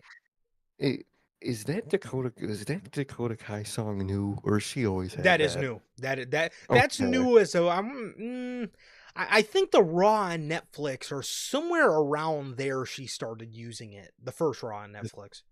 okay, because I was like, bro, what is in my ears right now? Holy Yeah, it's shit! very like Camp Rock. I don't know what they got going on there. Oh, hold on, fucking name, dude. Like that Death Rebel contract needs to come up now. I don't know what they're doing, bro. I don't know what they're doing. I would shred the fucking contract up at this point. I don't know if I Yeah, would wait any longer if I was Triple H, but I wouldn't wait. I if would just shred if that contract. listen, if you burn that bridge, let me tell you right now, you're not really you don't have really have No, to concern yourself with much, to be honest. That's not it, really a bridge you want to keep, I would say. So, it's not like you're burning bridges with fucking mustard or some shit. You know what I yeah. mean? I This mean, is Death Rebel we're talking about. yeah, I mean they released Jim Johnston from his contract, so I don't know why they can't just release them, Just, but yeah, just I don't get it. I don't understand. yeah, I don't know. I don't know, bro. But Lyra defeated Dakota Kai with a Nightwing here to retain the championship, and it was a pretty decent match, bro. It was a pretty decent match. It honestly didn't get too much time. No, It didn't really get too much time. It got about 5-6 minutes. So again, that's fucking wonderful. Being that this is your woman that could possibly be defending the title against Becky Lynch. This is the kind of showcase she's getting on the show. But okay. And then afterwards, Ivy Nile comes out to attack Lyra Valkyria as I don't know why this match wasn't just done in the first place, being that this is what we were teasing. I don't know why we had to get a random Dakota Kai match in there, I don't but get it. all right. But yeah, I mean the match was okay. It again didn't really have time to really pick up, in my honest opinion. It was just like it was 6 minutes. No, definitely. It was so short and really point. If you're just gonna do 6 minutes, just don't do this match. Save the Ivy match for a show that has more time, and put time to other. Because this was actually a longer episode of Raw than like normal, Oh, they went at least a super little over bit. today. It was like 40. It was ending at like 9:45 or some shit. So I'm sitting there like, dude, you could easily like cut something like this out the show, or save it for a different week. Why of all of this week's we had an absurdly long episode of Raw? I don't get it. Yep. You mean to tell me you cut out the whole New Day Rey Mysterio segment a couple weeks ago, but this week you gave us an Yeah. extra long episode of Raw? Why Ah, the hell didn't you do it then? literally, I don't get it. Sami Zayn. Sami Zayn is doing an interview, sit down interview with Jackie Redmond. Jackie asked Sammy about Owens being outside of his house, and she asked Sammy if he would share the information that he told her off camera. Hmm. So Sammy says, Sammy says yes. He says over the weekend, he wanted to return the favor, so he went over to Kevin Owens' house. But nobody was home. The fuck, Kev? Where the fuck Where were you you? at? Where you at, bruh? Where you at? You at Disneyland or You some weren't shit? you weren't on SmackDown on Friday, bro. You were at Sammy's house. Where the fuck are you at, dog? Nobody was home, man. I guess he was at the grocery store, or he might have been. Yeah, he Where? might have been at Disneyland for all we fucking know. He probably knew what he did, and he probably knew, hey, Sammy, he might slide back. I can get my family out of here. Maybe that's what it was. Because, well, from the story that Sammy's about to tell everybody, he was about to slide on somebody. So I'm just very interested to know if Kevin Owens what was he gonna do if Sami Zayn noticed him? Was he gonna spike pile drive him in the middle on his couch? What? Hey, was gonna do it right on the yard, bro, right on the porch. You're gonna see it on some Ring doorbell footage. Pretty brutal. So he says he went to Kevin's house, but nobody was home. He says, but Kevin's mom was in town visiting, and she came out and said, "Hey." And we caught up a little bit, and it was great to see her in good health and in good spirits. And when I went home that night, I was totally ashamed of myself, and I couldn't look myself in the mirror because I do not recognize myself in the mirror, because I do not recognize this person. I don't know what my intentions were, but I know they weren't good at all. He says for all that Kevin, for all that Kevin, me and Kevin have been through, family has never been involved. I don't recognize either of us. He says this time is different because for the first time he cannot recognize either of them. Mm-hmm. He says he understands why WWE did not sanction this match, but they should be worried about what he is going to do to Owens. He says he knows it's going to be bad for him, but it's going to be a really bad time for Owens. So you better be ready. Thoughts on this, bro? Very interesting, man. Dude, this is, what Sami Zayn is going through right here is one of my favorite points in like a babyface like character arc. Yeah. Because we get it all. We don't get it a lot, but when we get it, it's so great. Just you're a good person, but you're in a bad point where you're starting to willing to bend that moral compass to do things that you deem necessary, dude. It's great with Sammy. It was great with Hangman. It's great when Gargano was doing it. That's one of my favorite like character arcs of a babyface is when they go through this period that Sammy's going through, where he's starting to get to that point where he's thinking about, he has to do some shit to do what he's got to do, and I love it so much. I like how much it's weighing on him, and he wants to do it in a way, but he can't, and it's fucking phenomenal. I love this shit. I love this type of storyline, and you get a great. Oh, go ahead. Oh, no, you're good. Get a great heel from KO in a very mixed and just regretful in a way, but still part of him wants to, put that level of violence back at him. Love that type of shit, man. I love it. But go ahead. Dude, Sammy is just at such an amazing point in his character arc with this whole Kevin Owens story, because he's at the point where Sammy's obviously a great person. That's the character of Sami Zayn. He's a great person. He's and too good. He's feeling regret, even though he shouldn't, because these people are doing him wrong. In this case, Kevin Owens. These people are doing him wrong, and even when he tries to get his lick back, he feels bad because he loves Owens. Owens is his friend. It's his best friend. So he does feel bad. He does feel bad, and he's at that point in his character arc where he's trying to please everybody, But Mm-hmm. oftentimes when you are a good person and when you try to be good to everybody, you end up pissing everybody off. And nothing goes your way, even though all you've tried to do is do the right thing. He was there for Owens. He didn't want to see Owens, pile drive through the ladder, but he also didn't want to cheat and help him win, because that's not Yeah. who Sami Zayn is. And with the bloodline, he wanted to please Jay, and he wanted to please in a way he wanted to please Roman, because he loves those guys, because Yeah. those guys gave him family when he didn't have family. And through all that, it ended up making him the asshole when all he really wanted to do was be there Nope. for everybody and help everybody. And he's at that point in his character progression, and it's so good.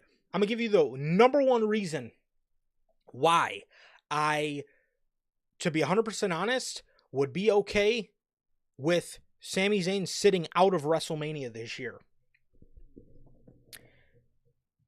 I do not want Sami Zayn and Kevin Owens to happen at WrestleMania this year, because I think you have a beautiful opportunity over the course of the year to have Sami get his lick back next year at WrestleMania and have him dethrone Kevin Owens for a world championship, because Kevin, in my mind, Kevin Owens needs to be the guy to give Sami Zayn his first world championship, in my opinion.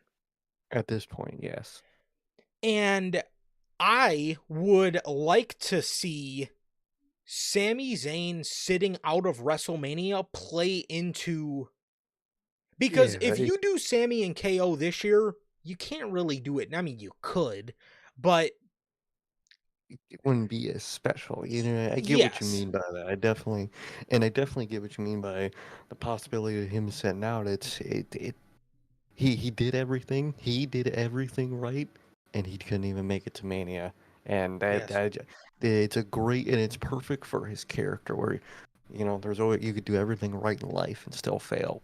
And I think that's a good way of mirroring that with Sami Zayn this year for WrestleMania. You could do everything right. You could do your best to help everybody, and you're not even on Mania. I think it could really do. I get what you mean by that. I like that. And I was thinking about this earlier because, if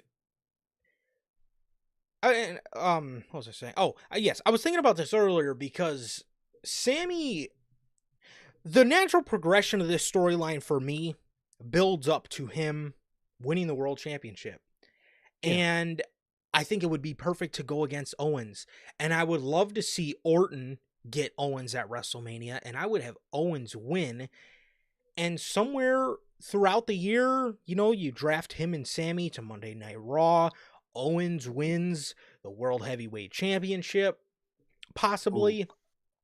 Who better to beat Jay than someone like KO who hates that family?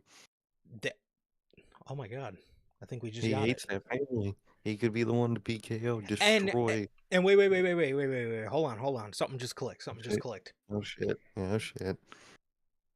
You The seen it. whole can't okay, so Kevin and Sammy got broken up as a tag team because who got traded over to Monday Night Raw? Jey Uso. Kevin Owens could blame Jey Uso for his Everything. relationship with Sami Zayn going sour. Thus, maybe Kevin wins Money in the Bank, or maybe he just beats Jey. Kevin Straight Owens up would and down. actually be a fucking great Money in the Bank holder now that I just said that. Oh, he'd be a fun. That cash in will be so fucking brutal. Dude, him just fucking hitting the pile driver on his. On the Oh, briefcase. oh no. My God. That would be pretty tough, bro. That would be pretty tough. So, man, that's actually, that would actually be pretty dope now that I say that, because again, Wow. he could blame Jay for Everything. his relationship with Sammy going sour, on top of the fact he already hates the bloodline because they've Shit. tormented him for years. That could be a great option. That could be a great Mhm. option to go down. That could be a great option to go down because, again, this story for me has to culminate, I would think, with Sammy doing everything right and failing. Meanwhile, Kevin Owens did everything the wrong way and succeeded. He's winning. Mm-hmm. The story of polar opposites, and maybe that culminates in the Sammy winning the Rumble. Mm-hmm. it will be in Saudi too, now that you say that, Mhm. which they love He him can over be there there. now. Yep. They love Sammy over there. So holy shit. I think we just got it. We got your, we got your Royal Rumble winner. We got your SummerSlam match. We got your fucking one of your main feuds going into next year's Mania. You got it right there, dude. KO, Sammy, Jay's gonna win the title. We all know it. Who perfect to beat Jay than KO, dude? It all lines up perfectly, dude. And it'd be a great. People love KO. People love Sammy. Come on, dude. It's perfect. And it is also in the same Superdome where WrestleMania happened. So that is where underdogs succeed. It is a In place where underdogs succeed. yes. So that is very interesting. That is very interesting. And I think I think we just booked the plan, bro. I think We we just booked booked the the hell plan. out of that. Now, that is why I do not want Sammy and KO to happen. Now, obviously, we added a ton of things that make that more interesting, but the whole reason I was getting at was I just see the natural progression of this being Sami Zayn winning the world title through this character arc and end up having to find success through ultimate failure. And I think Mm-hmm. that's a beautiful story, and I think that's a story that will make grown men cry. And listen, I'm the motherfucker that cried when he won the tag titles, so I don't even want Oh, to that begin to psych myself up about the world heavyweight title. But gosh, we're a gonna lot of look like we sound yes, like Byron Saxton when I Kofi did brought it, it up. man. He fucking did it. Go, dude. But no, I mean, it serves a lot of people. It serves a lot of people justice. Owens deserves it. Owens Ben deserved a world Oh championship. yeah, Sammy Ben years, Ben deserved a world years. championship. So, both of these guys deserve it, and that is honestly why I would have Owens incapacitate Sami Zayn past WrestleMania. I would, and I Oh, would even fucking not bring Sami Zayn back for a while. I would have Owens fuck him up so bad he misses so much to tell the greater story next year at oh, WrestleMania yeah. 42. I think that could be the way to go, bro. I think that could be the I way to think so. go. And, with the whole, well, and we'll talk about it near the end of the show, but, the big talking point lately is Cody Rhodes. Imagine a parallel where everyone around him is making the choices that he isn't. For Sami Zayn's making all the right choices, and one of his good friends, Cody Rhodes, he might sell his soul this year, and it'll probably work out for him. So, who, everyone around him's doing wrong and getting everything they ever would want, and you still have McIntyre Sami. goes on to win King of the Hmm. Ring. Everybody around him that he was either friends with or enemies with is doing everything he is at and succeeding, and he's the one out of all that massive circle is the one just at the bottom of his life, dude. Come on, it's perfect.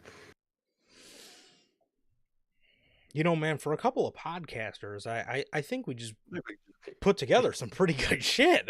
And we're not even to the Cody stuff yet. We're not even to the Cody segment, bro. Like, come on, dude. This shit is just, it's too.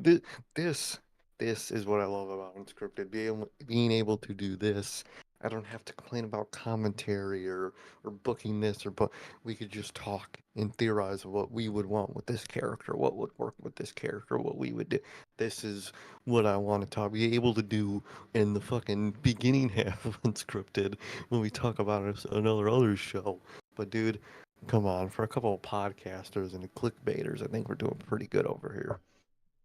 Some pretty good, pretty interesting discussion, man. So, speaking Hmm. of good shit, Braun Breaker Man, was Demon in a fucking match. match. He's back on normal television, dude. He's backstage. He broken out of backstage purgatory. He's out of the back rooms. Dude, this man found his fucking way out of the janitor closet. He really did. Oh my god. I never thought we'd see the day. No, I never have. Braun Breaker defeated Dominic by DQ. He was going to he hit him with a Breakensteiner, and he was going to spear Dominic into oblivion, and Judgment Day jumped Breaker, and he ended up basically mopping the floor with all of them. So that was that. It was great seeing Braun in the fucking ring again. It would be nice if we seen this more often, because he's absolutely incredible, and I think he needs to be showcased. But it was nice to see him nonetheless, and let's hope this keeps up. I definitely hope it keeps up. I hope they keep this energy with Braun, and man, I just love actually seeing that man. And it's just step foot in a physical ring. So, the War Raiders and American Made, the Creed brothers, brawl in the back. They do have another tag team title shot next week, as I'm sure Ivy will be getting hers soon. So that was that.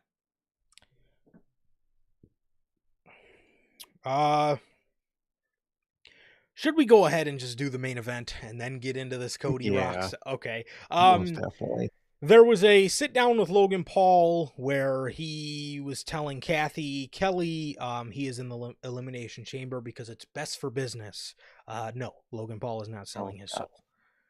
No, and it's best for business, and everyone's complaining that you're in it, so sure. The main event, Liv and Raquel defeated Bianca and Naomi for the tag team championships. We get a pre-match brawl between the two. Later in the match, Dominic would come out to distract Bianca and Naomi. Raquel would hit a Tejana bomb into an Oblivion, which was a close near fall broken up by Belair. Belair then speared Raquel. She did hit a KOD on Liv Morgan, which was broken up by Raquel. Naomi and Bianca would then hit a double KOD on Liv. Dominic put her foot on the rope.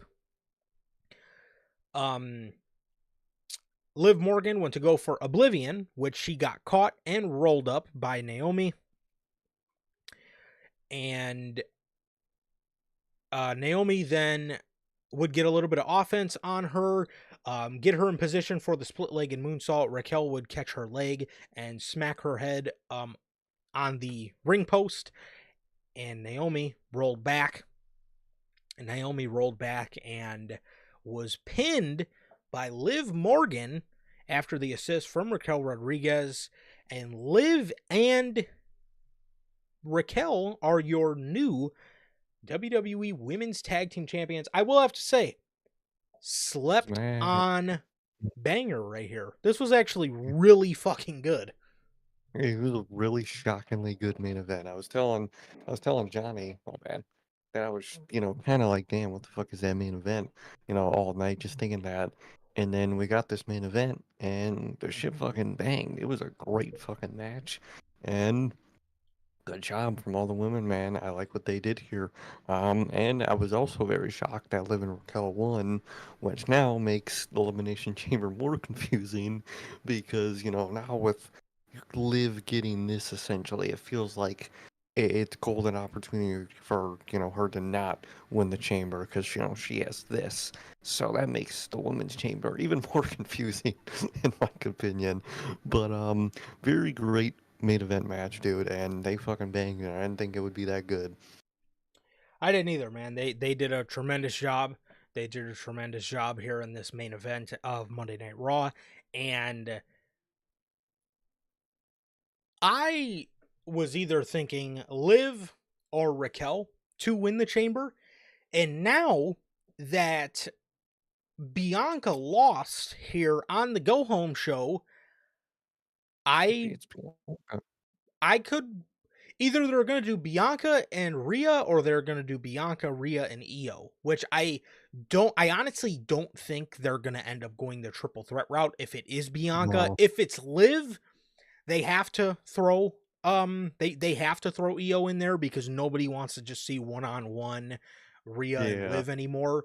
But if you're talking about Bianca, I honestly think WWE's not going to want to pass on the opportunity of doing that one-on-one Bianca and Rhea match. We all know that's just going to set the world Sure. on fire. But interesting enough, I seen Bianca Belair was doing an interview where she did talk about being open to the possibility of being a heel. So Oh my God, I hope, dude. Please let Jade come back and reveal. I mean, I know it's physically not very likely with the whole way they set it up, but dude, I just want to heal Bianca. That's all I want. yeah. They could play around with it though. They could have Naomi Yeah. and Bianca be the ones that orchestrated it, so Bianca had a hand in it, Yeah, but maybe didn't I physically could do see it, that. or maybe she had somebody do it, or something like that. There is ways they can bring it back to I Bianca think if you did want Bianca to be a heel.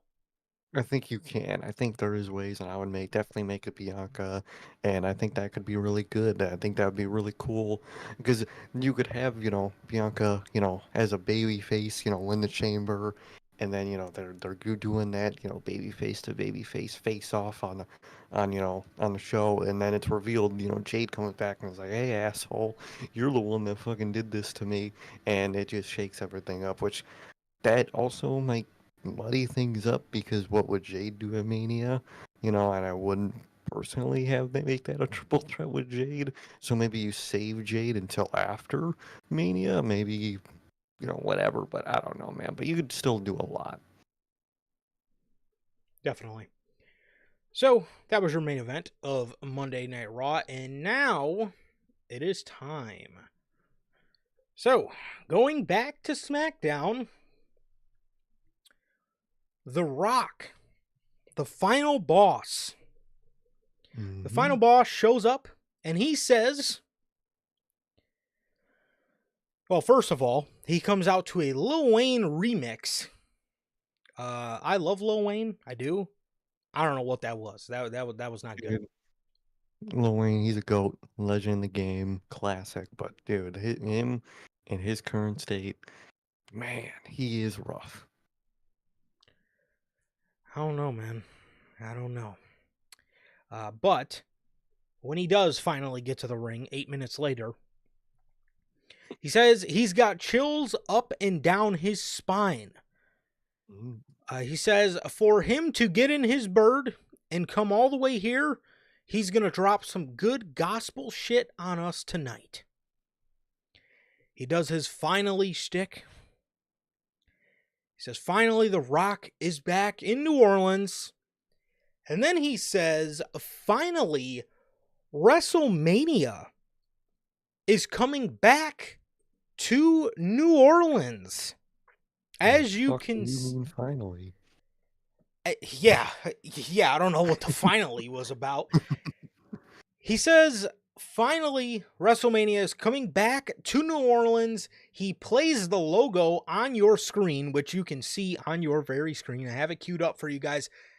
2026 WrestleMania New Orleans.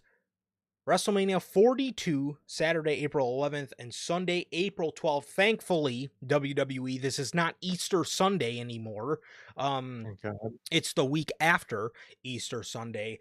This is the official logo for WrestleMania 30, not WrestleMania 34. This is it looks like it. This is the official logo for WrestleMania 42.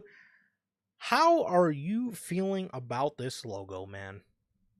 I hate it. It's the most. It's like, I mean, you basically mentioned it. It's literally just the WrestleMania 34 logo trimmed down and like slightly rearranged the same, three colors. It's.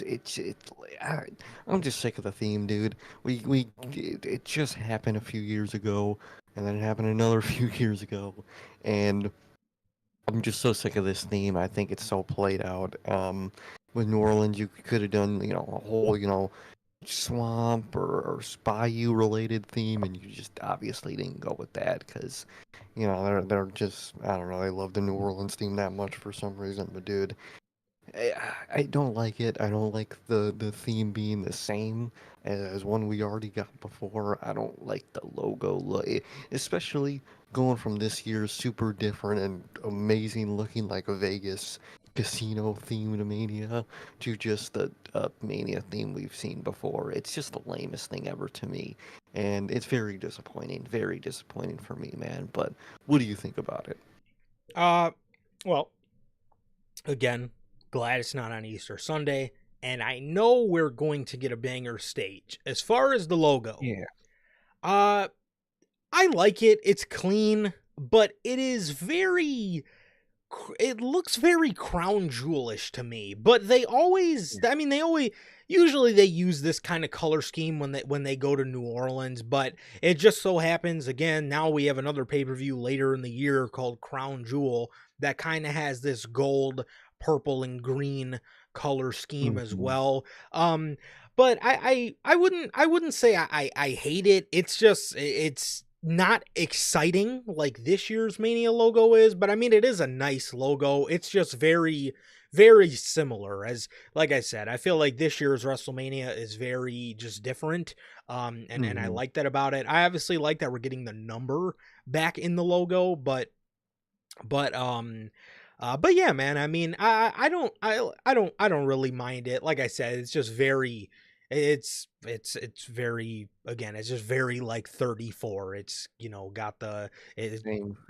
yes, same looking type logo, just cleaned up and more gold on it. So I don't necessarily mind it, but it's not nothing that jumps off the wall to me at the same time, if that makes any sense. But I am again, I am glad this is not on Easter Sunday. I don't know why they made that decision this year. But and obviously it sucks that they are going back to New Orleans. And yes, I'm still gonna watch the show. I can Yeah. disagree with I can disagree with their picking of markets, but still watch the show. So no reason to no reason Mhm. to not watch the show, according to some fans, but I fucking watched Double or Nothing for fucking 5 years straight, and they were in the fucking same market, so yeah. I don't really know what people's point is with that one. Yeah, I don't know. But yes, so he did announce that as that is your WrestleMania 34. That is your WrestleMania 42 logo. Looks like the WrestleMania 34 logo. But but yes, that is the Mania 42 logo and the official announcement of them finally, as The Rock says, coming back to New Orleans, even though they were just there about 6-7 years ago. So that's that. So yeah, well, The Rock proceeds to start singing when the Saints go marching in. He then tells the crowd this is not sing along, and he says this is not sing along with the final boss. You guys listen to the final boss sing. He then continues to sing along, and the fans continue to sing along with him. So then he thanks the fans for a duet with the largest STD having trailer park trash The Rock has ever seen. Yes, this is what I wanted to see. The final Right. boss. The asshole. This is when I wanted to get this at the start of the year. Yes, this is what I'm here for. He calls out the WWE champion, Cody Rhodes. The Rock tells Cody he knows the ovation feels amazing. He says, they love you, man. He reveals last year after WrestleMania, we've actually become good friends. He recalls giving him his flowers at the first Raw on Netflix. He says he meant that, and he thanks him again. He also recalls having some Terramana tequila with him after the show and chatting for hours and having a good time. He says they have become friends. Even our moms have become friends. And he says, I called you out here for two reasons. One, you have been a great WWE champion. But Cody, you need to understand I am a director of the board of TKO. And Ari Emanuel Ari Emanuel and I sometimes joke, and I say, Ari, isn't it crazy you own the WWE? And Ari says, no, I don't own WWE. Rock, you own WWE.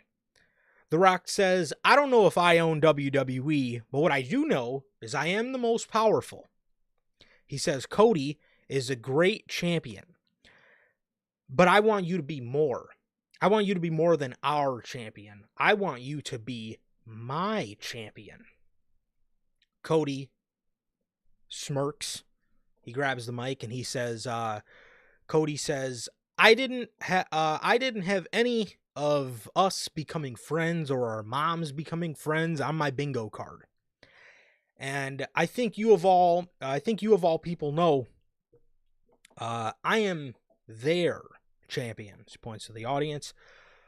Rock then says, yes, you are their champion. Of course you are. The Rock is the people's champion. And I love that about you. But I'm talking about something more. He says he knows Cody's goal is to bring joy and love to many around the world because you are that guy.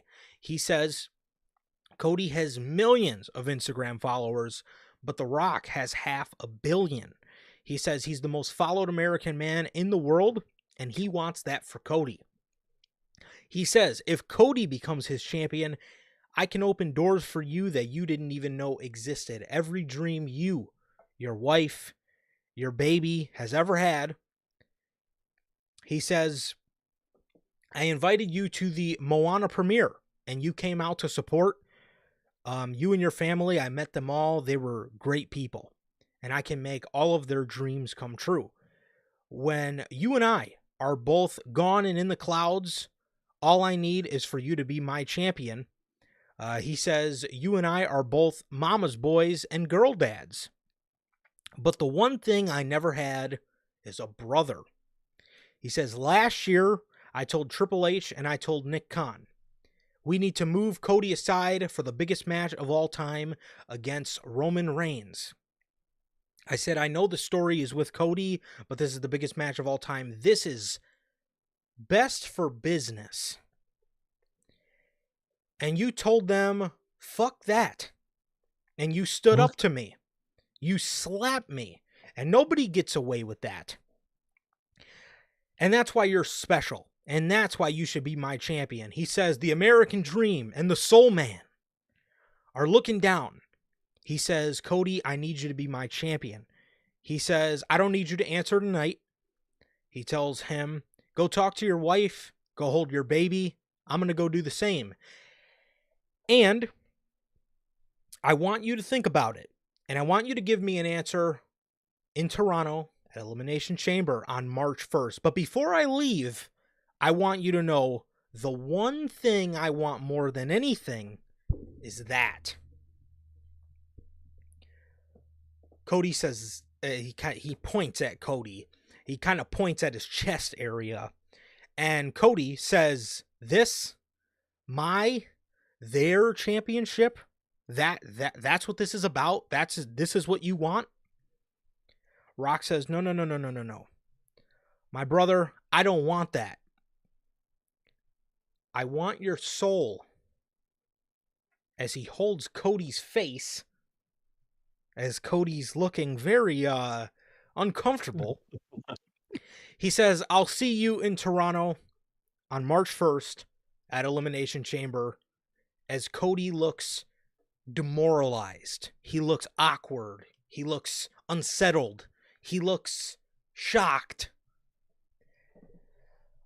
Everybody jumped on the case of what is this? This is trash. He's Diddy. I mean, up and down. You've seen just this is weird. What is this shit? This was the main one. The main argument was this is awkward. That was actually what I loved most about this. A lot of people didn't understand this. Let's pause right there. What's not to understand? It's very simple. Yeah. I knew it before everybody started conspiring about what was going to happen, I knew exactly what he was telling Cody. I don't know how one wouldn't understand. He wants Cody to sell out. He wants Cody to, if I'm putting it in past terms for you guys, he wants Cody to join the Authority like Seth Rollins did. Yeah. He wants Cody to sell out. It's as simple as that. He wants Cody to be a company guy. He wants Cody to not give a shit about the fans. He wants Cody to be an asshole and do what's best for business. All he has to do is make a deal with the So. devil. Mm-hmm. And the devil, in this case, like he says in the promo, read the dialogue, he's the most powerful. Ari Emanuel doesn't give a shit. Ari Emanuel's sitting back and he's collecting the fattest fucking check known to man. But The Rock, although he is collecting a fat check, he is in control and he knows it. And he is taking advantage of his control. So, I love this segment. I thought this was great. And if The Rock is not going to be involved physically, this was a fucking fantastic way to get him involved and to shake this up and give Mania that extra oomph of intrigue going into it that it needed, in my opinion. So this to me is what this to me was, again, the beauty. This to me was the beauty of this segment. Is it was it like I said, it was unsettling. It was kind of awkward for Cody because somebody springs that upon you. There he is, I think. Okay. Oh, okay. So. So that was to me the beauty of this segment is it was awkward because for Cody you're getting for Cody you've gone through a lot, and no matter what Cody Rhodes told Seth Rollins, Cody is falling apart. He's falling apart. He is losing all his friends. Just wait until Randy Orton comes back and has a problem with him. He's falling apart. He's lost a lot of friends. And it all stems from becoming WWE champion and beefing with the bloodline.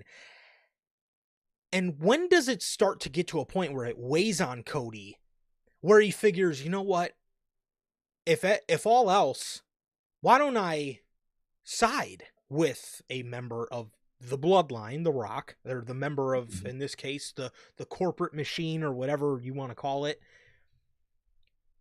When does that get to a point for Cody Rhodes? So that, to me, is what I loved about this segment.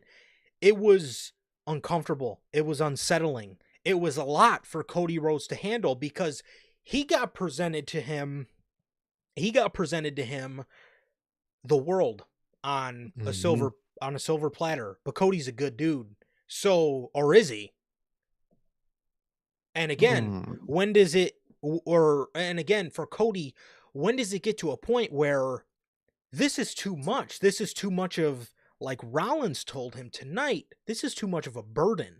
When do I pop open the trap door and get the fuck out of Dodge? What are your thoughts on this segment, man? What did you take away from this? And talk to me, bro. How are you feeling about all this? I loved it, man. I love just the vibe of everything, and I love the proposition that Cody has. I like what they did here. People said it was awkward.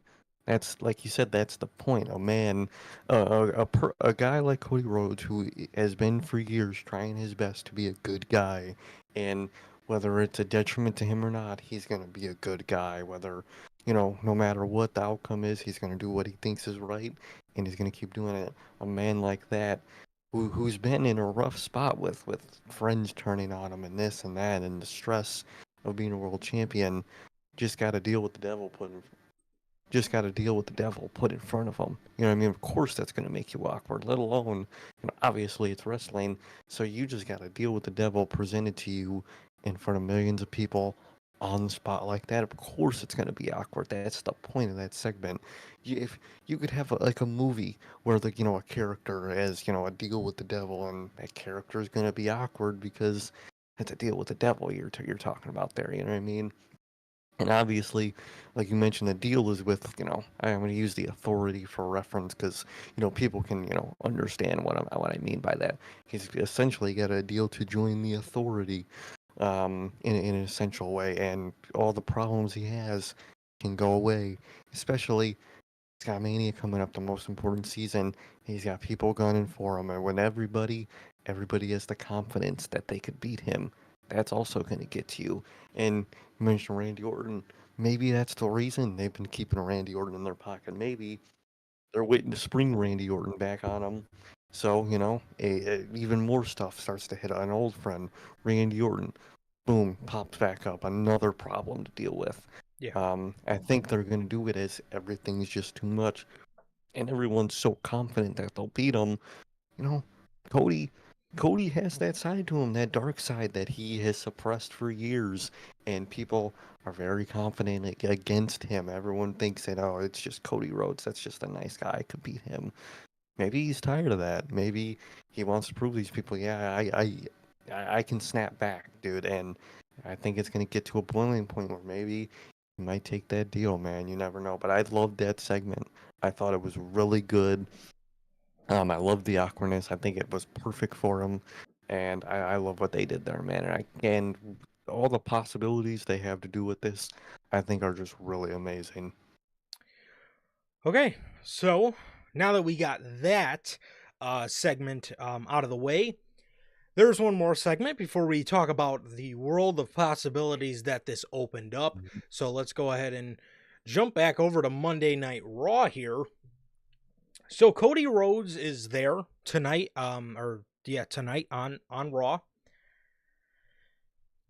Cody Rhodes, he comes out, he does his shtick, and he says, in the middle of it, he says, I know exactly what I am here to talk about. He says, what does it mean to ask for one man's soul? Being, I guess, The Rock is the soul man now. He's the soul man. For what is it to ask for one man's soul? Being in this business, I can read between the lines and understand what the final boss offered me. It is good guy 101 of me not to lie to you, and I'm not going to start. He says, I'm a blessed man, and I'm headed into another main event. He says, I have Brandy, I have Liberty, I have my sister, I have little Brody, I have all my trainees, I have all my trainee students, my mom, and the memory of my father, who worked into his 60s on the independent circuit to scratch and claw to make ends meet. And what The Rock is telling me is I can have everything my dad fought for without scratching and clawing. Rollins comes out. I knew this was going to get interesting. So, yeah. Rollins says to Cody, he says, it's been some time since we've been in the same ring together, nearly a year ago at WrestleMania 40, and I would love for this to be a moment of celebration and tell you that I'm going to win the Elimination Chamber on Saturday and challenge you at WrestleMania. But I'm here to ask you, what the hell are you thinking? Nearly a year ago, we stood side by side against the Bloodline, against Roman, against The Rock, and now he's back to ask you to be his champion and to sell your soul. The fact that you did not slap him in the face on the spot is a slap in my face. Do not make me regret everything I sacrificed to help you win that WWE championship. What the hell are you thinking, man? For what? So you could be in a couple of his movies and get some of his followers? Is that championship becoming too much for you? Is the burden of the championship becoming too much? Very, very, very moving words by Rollins. Cody then says, he says, I wish this was going in a different direction, but you seem awfully judgmental right now. I think the reason he didn't ask you for your soul is because he knows that your soul is already compromised. You shook my hand before I went to go get surgery and go away for 7 months, and then right after that, you hit me in the back with a sledgehammer. I know who you are just as much as you know who I am. You also hit the Shield in the back with a chair to saddle up with the Authority, running people like me out of WWE back in the day. I know who you are, which is why I also know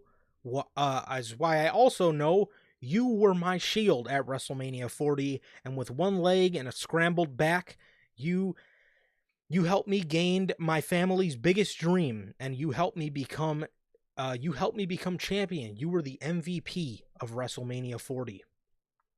Rollins says, I'm not out here to judge you, but maybe in some reason, I'm here to protect you from making the same mistakes I made all these years ago, because it eats you up. And lately, I've been filled with hate, and sometimes I put it in the right direction at guys like Roman Reigns and CM Punk. I do not want to hate you. Do not make me hate you, Cody. Look, at the end of the day, you're a grown man. You could do whatever you want, but I am going to win the Elimination Chamber Saturday, and the man I want to face is not a soulless shell of Cody Rhodes. The Cody Rhodes I want to face at WrestleMania is the man that came back to this company and beat me at WrestleMania 38. I want to face the Cody Rhodes that beat me with one arm at Hell in a Cell, or the Cody Rhodes that I helped crown last year at WrestleMania. You're going to do what you want, but that's what I want, and that's what I want. And I'm not coming for your soul. I'm coming for your title.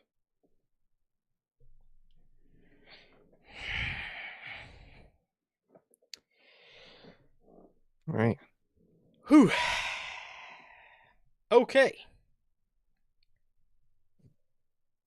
This segment was rather interesting because all weekend, everybody has been saying it's almost a foregone conclusion. Cody Rhodes isn't going to be the guy to become the Rock's champion.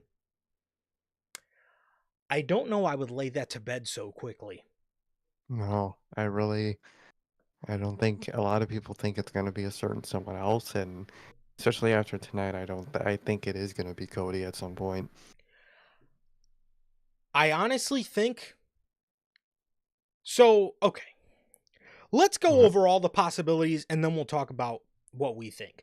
I have a list here of literally all the possibilities of everything that I've heard and everything that I've thought of myself. I texted with a couple of our subs about this whole thing, and it's just a lot of ideas. A lot of great ideas have been presented. And then there's also been a lot of ideas I personally don't agree with. But, okay. Let's get the bad ones out of the way first. So, the worst one, I had to put this in here because we've seen Rock obviously do this before with the stuff at Bad Blood. One of the options I put was nobody sells their soul, and this is just another Rock cameo. That's obviously worst case scenario. Don't really see that happening. At this point, something's got to happen, but it was worth writing down because of the whole 3-2-1, and then it ended up amounting to nothing. The other scenario I wrote down was Cody says no, and The Rock attacks him and challenges him at WrestleMania 40. Another possibility that could happen. Another one could be like a trick from The Rock. It could be. It could be to test Cody's morality, I guess. Mm-hmm. So, what do you think about those two? What do you think about those two ones? No, not good, man. I get it that Yeah, those are a possibility, but that would just be so bad. You can't tease like just main event scene altering shit and then just don't do any of it. You yeah, can't do that. yeah. So you can't do either of those two options, man. But what about you? For sure. Yes. Definitely both worth mentioning. I obviously think the worst one is, just another Rock random ass cameo. Obviously that being the worst one. With the Rock and Cody, it's not to say that Rock and Cody is necessarily a bad match, because I still eventually want to see that someday. But I will Hmm. say, with what you did, I think the opportunities you presented with this whole selling the soul to the Rock thing is very interesting now. Hmm. So I think it would be criminal to kind of pass on that and just kind of have the Rock, be the guy to face Cody at this point. The next one is Drew McIntyre selling his soul to the Rock and becoming a corporate heel, and basically just being the Rock's champion, selling his soul to the Rock.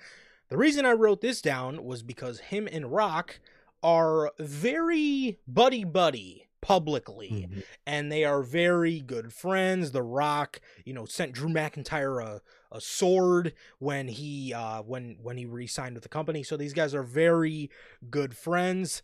Thoughts on this outcome? I like it. It could definitely work. Overall, I think I would prefer, more, Drew and more, not a baby face, but, more of a not selling his soul out way and, kind of, and Drew's also a fan favorite, so I think you could really flip, the script and making him one of the heroes of the situation, to be honest, but, that one's not bad. I think it could work, but what about you?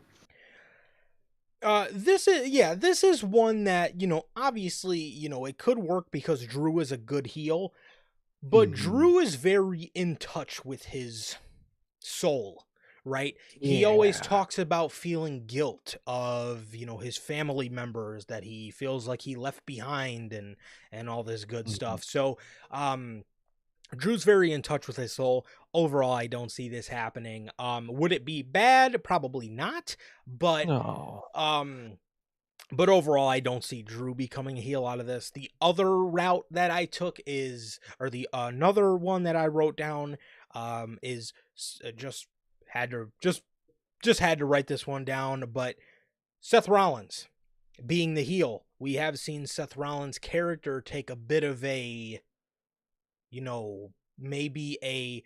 We're starting to see. I feel like we're in the early stages of seeing Rollins' character take the place of maybe a very similar to Owens or Drew, where they're Yeah, kind of anti-heroes. But exactly. what did you how do you feel about how do you feel about the possibility of Rollins being the corporate guy?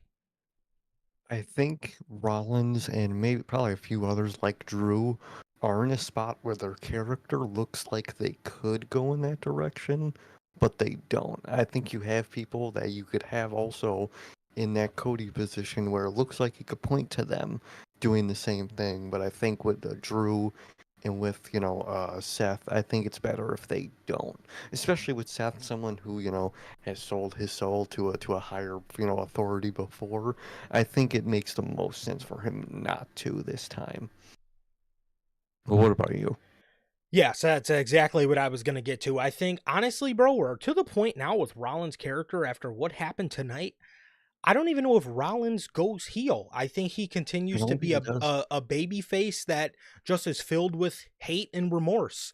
And I Yeah. think that's the best way to go here, because the thing that, makes this a no for me is the simple line that he said tonight of what did he say? He said something along the lines of I don't want to see you being Cody, make the same mistakes that I did, and I don't No. want to see you This filled with hate and regret. Because he does see his, turn on the Shield as a mistake overall. Even when he's been heel and face on Raw again since then. But even through all those characters, he has always overall regretted what he did there. So I Yeah, think it would make more sense for him not to sell out. for sure. Yeah, so now as we get on to the more interesting ones, Mm-hmm.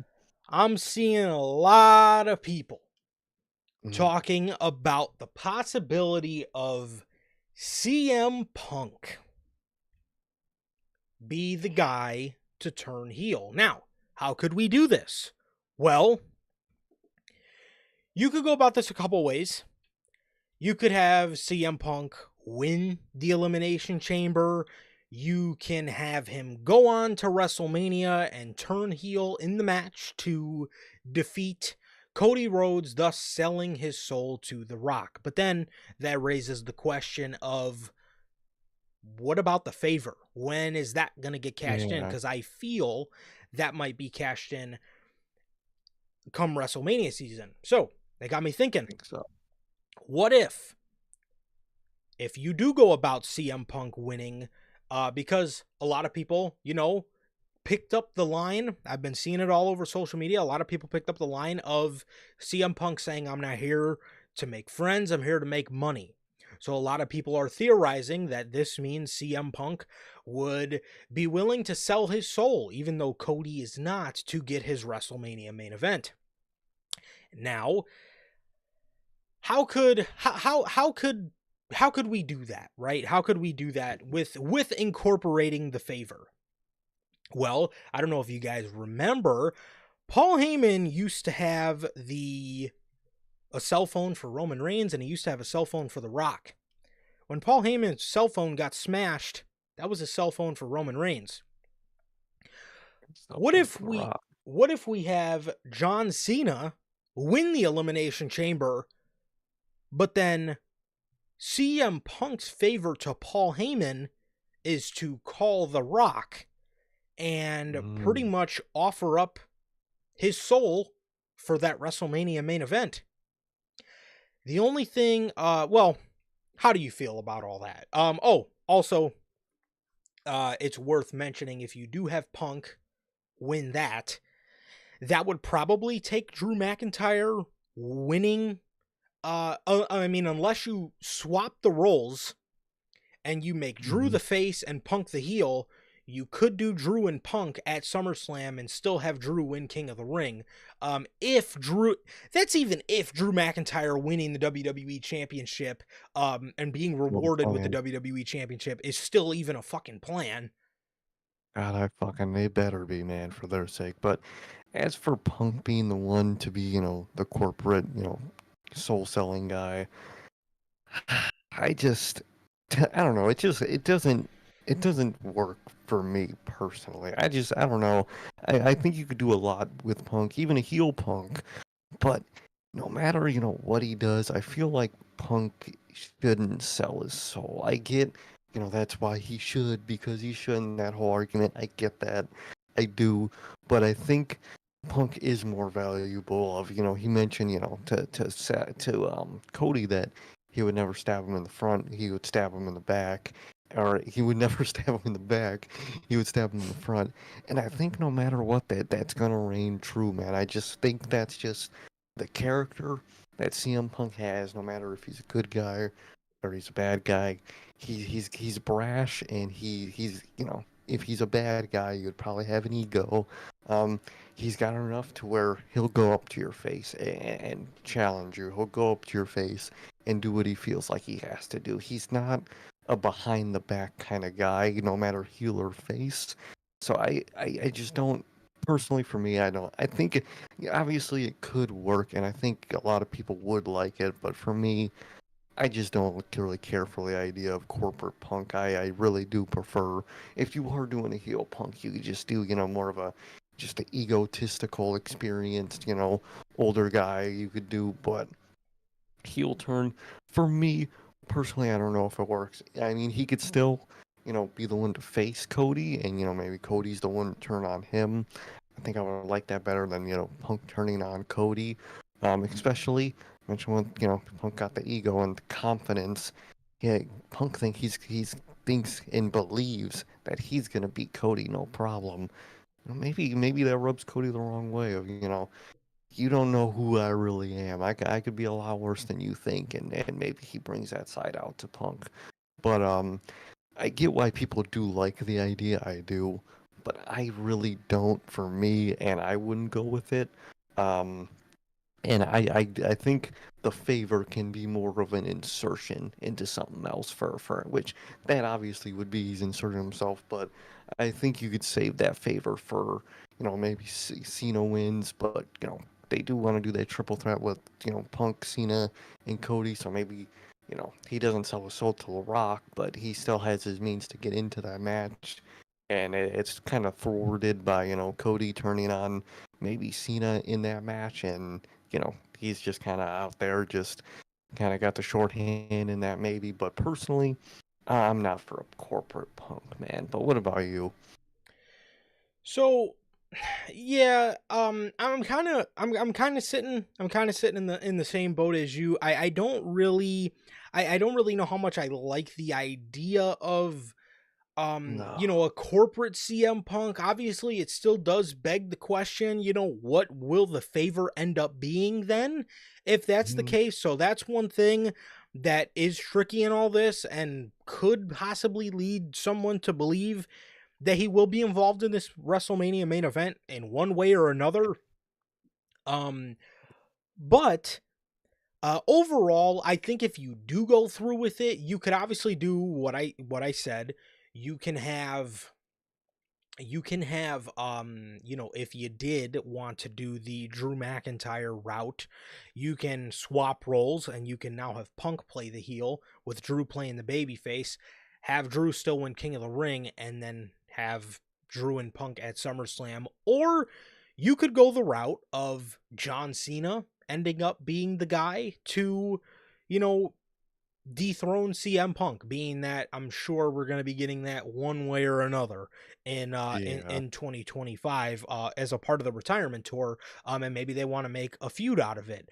Um so that is one way they can go, and it could be interesting. I just don't know that's at the top of my list No. for a CM Punk, for a corporate CM Punk heel turn. But I do understand. I do understand why some of you guys do like the idea, and Mhm. overall, I just think there's better options in my opinion. So Definitely.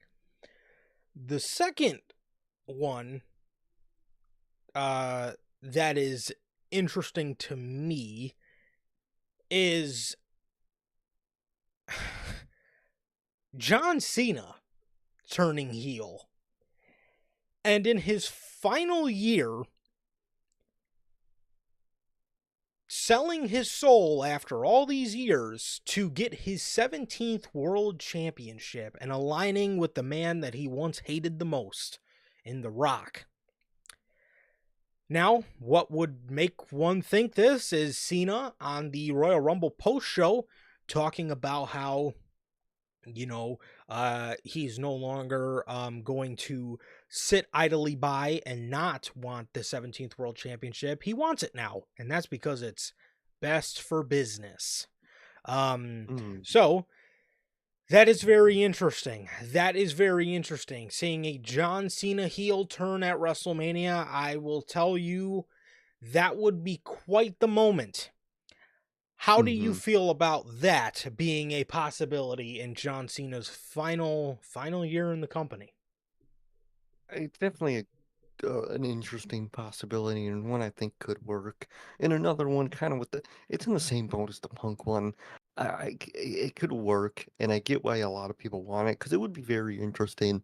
Cena's last year turns out to be, he turns heel, he goes corporate, and after all these years of losing in his older age, he might be tired of it. He might want an easy track in his last year, and at the end of the year, someone essentially has to put him down. Put the career down of John Cena, and they could definitely go that route, and it could be very interesting, and it would be very it would shake up a lot of things. It'd be very interesting, but It's in the same boat as the Punk, corporate turn for me. I think it could work, and I know why a lot of people want that because it would be something a lot of people would want.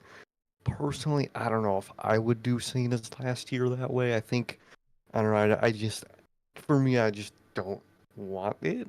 But it's in the exact same boat as the Punk one for me. I get why people like it and want that idea.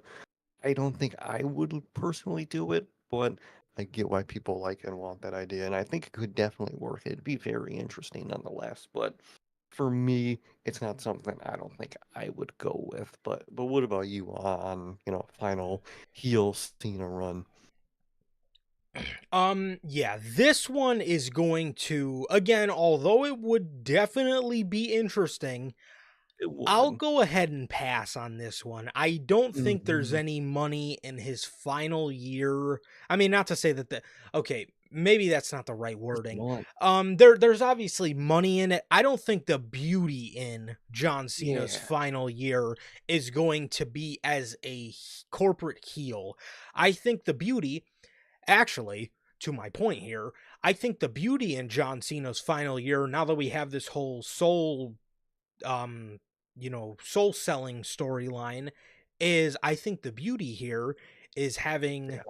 Mr. Morale, if you will, John Cena, Mr. Hustle Loyalty, Mr. Honor Loyalty and Respect, take down whoever is the soul sold WWE champion.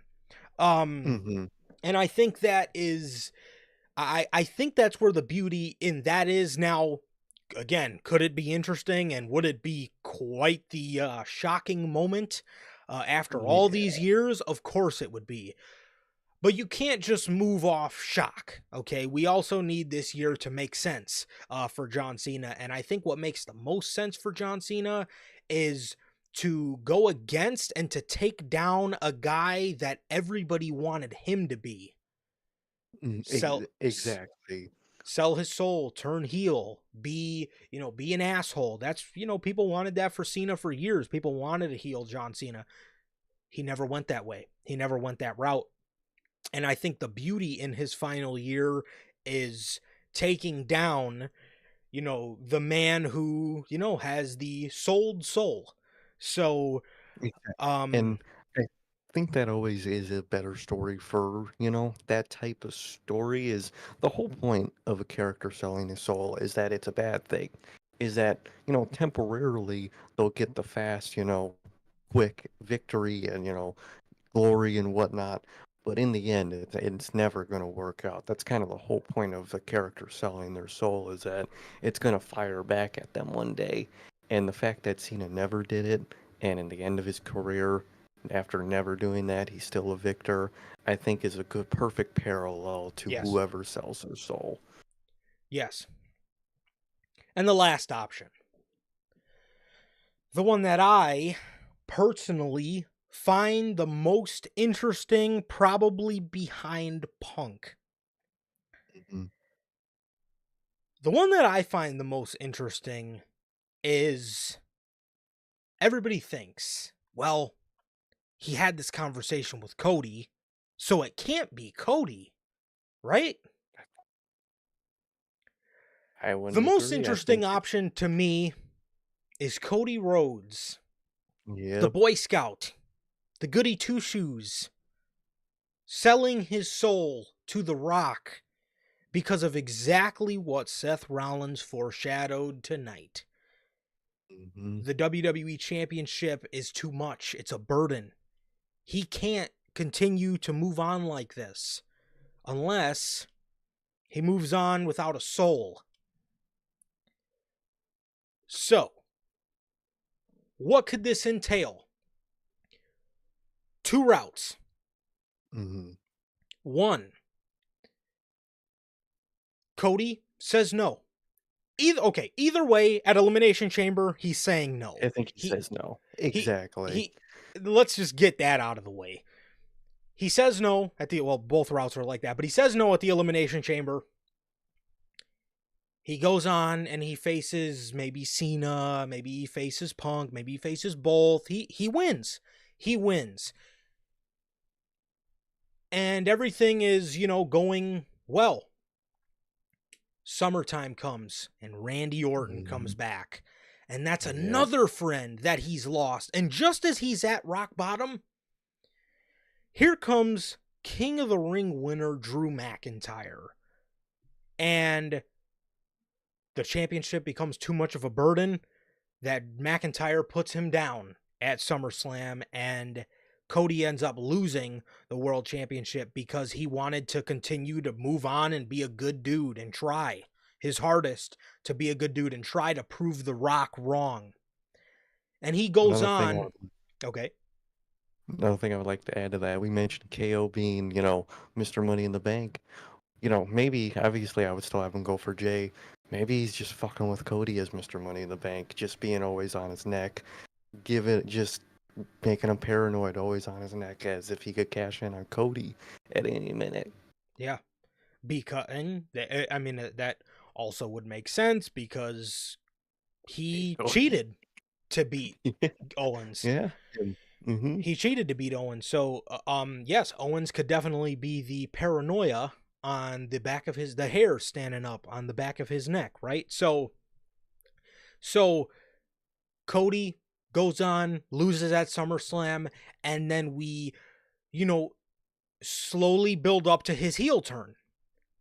The second route, if we're looking for more of a quicker payoff, Cody's at the Elimination Chamber. Rock is pressuring him. Rock is pressuring him hard to sell his soul to him and be his champion. Then we get the reemergence of Roman Reigns, which Roman Reigns would come back, have Cody's back the same way Cody had his back at Bad Blood later last October. Where's the beauty in that? Two things come out of that. Roman steps on Rock's toes, and then you're either building to Roman and Rock at 41 if Rock is available, or 42. And somehow, some way, Cody still ends up turning heel, yet again being another person added to the list of people that Roman has trusted, and they've betrayed his trust. So, in the last option, Cody says no at Elimination Chamber, goes on to WrestleMania 41, and in a moment of all moments, cheats to beat John Cena in the main event of WrestleMania, which is a parallel to John Cena's career because a lot of people wanted Cena to go up against the Streak and have to turn heel to beat the Streak. A lot of people wanted that as a potential route for Cena turning heel way back in the day when Cena and Taker were both in their prime. What if Cody did that to John Cena? And then Cody and Cena have a feud based off of Cody not wanting to, Cena wanting to take down Cody because Cody is everything that Cena did not want to be in his career, and a guy to sell out for corporate, and a guy to, go against the code of morality. So basically those three options I just presented to you guys are the routes that could possibly be taken for Cody Rhodes to have a long-term story, or again, if you wanted to go the quicker route, you could have Cena, or you could have him turn on John Cena as close as WrestleMania. How do you feel about those routes, and how do you feel about just them moving forward if they did go that direction? What makes sense to you? What doesn't make sense? Floor is yours. Definitely, man. I definitely agree with you, and I think the best option for the person to be the one to sell his soul is Cody. That's the one I want. Also, for me, I've been wanting Cody to turn heel since he was back in AEW. So it might be a little biased thing for me. I'm not gonna fucking not mention that. So I've wanted to heal Cody for years now.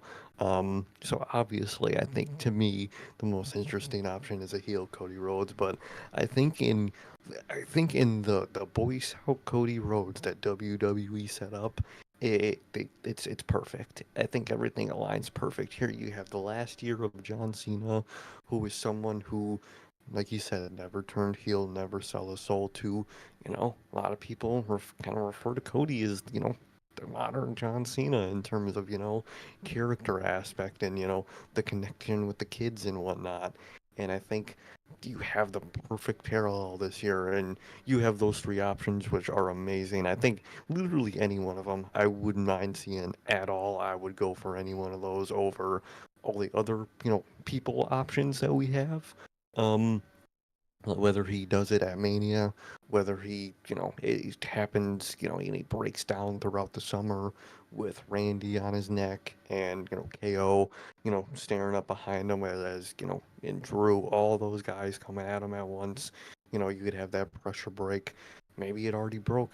And the telling to me that it's going to be Cody was tonight when he was talking about his dad and he was talking about how, he was 60 years old, grinding on the indies to make ends meet. And, he has the opportunity to not have to do that, to give his family everything they need right now. And that line to me was the tell all in that it's going to be Cody for me. I think that was the line for me that said it tonight, that he said that. For him, I think in a way, in Cody's mind, in his character's mind, he wants to do it. It's so alluring. He wants to do it. I think no matter what, at Chamber itself, he's going to say no. That's just like the classic way you write a story, is he's going to say no at first. And then the shocking moment, whenever it happens, is, the deal has been made. We just didn't know it. Um, I think that's what's going to happen. But I think in his mind, he already has. I think it's too alluring for Cody. Everything's falling apart around him. Cody's a family man more than anything, like The Rock mentioned. He's a wife guy. He's, a girl dad. He's gonna do everything for his family. And I think he's gonna sell out for his family to give them the future that his dad had to, work at 60 years old to give them. And I think that line to me was the tell all tonight of, Cody. I think he's gonna make the decision. I think he is, and I don't think he's gonna make it, you know, at Elimination Chamber, because I think he's going to fight the decision.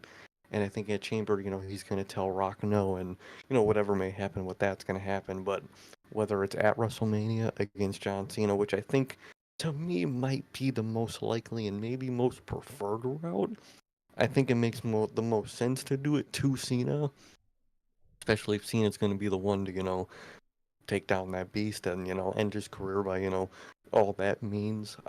But I think it's gonna be Cody to be the one that sells his soul, and I think overall, I think he's gonna do it at Mania against John Cena, and I think that's how he's gonna retain at Mania, is turning on John Cena and no matter what type of low blow situation he might do, he's gonna cheat to win, and he's gonna. But we don't even know it. But I think when he comes out to make his entrance at WrestleMania, his soul is already sold, and I think that's what's gonna happen. So my option would be Cody. That's the option I just want to see in general. I've been wanting to see it for years. If you guys watch the show, you know me, how much I've been wanting to see this for years. But I just think it also just makes the most sense out of all these guys for Cody to be the one. And maybe that's why they've been showing the harsher sides of Cody lately. I mean, it started on SmackDown a couple months ago, with the whole Carmelo Hayes thing, and then Cody has just been more on edge lately, and I think maybe that's why that was the start of it. That was the cracks that started to form, and now the only way to seal those cracks is, sell a soul, man. So personally, I think it should, and I think it will be Cody. And there's a bunch of options, like you mentioned, and like I mentioned, it could happen through the summer. It could happen at Mania. But no matter what, I think the person is going to be Cody. That's who I want to see it the most. And to me, that just makes the most sense this year, man. But what about you? What do you think they're going to do? Who do you think they should go with? And what do you think about this, man? So yeah, if I'm putting, this list at a top two options that Hmm. I would like to see, Personally, I would probably put Punk at a 2, Mm-hmm. Cody at the 1, and Cena at the 3, and then everybody else Yeah, kind of below. But just randomly. but see, with Cody again, Cody is interesting because Cody is very very interesting, man, because he is a guy who he is a guy who um again, you've seen the turn with his character, like Sir K just mentioned. You've been seeing this just more just Cracks. yeah, just this side of Cody Rhodes that's just very willing to pop off on people, and he's starting to get fed up with the chatter, and he's starting to get fed up with doing the work and doing the work the Mm-hmm. right way, and you can see it in his character.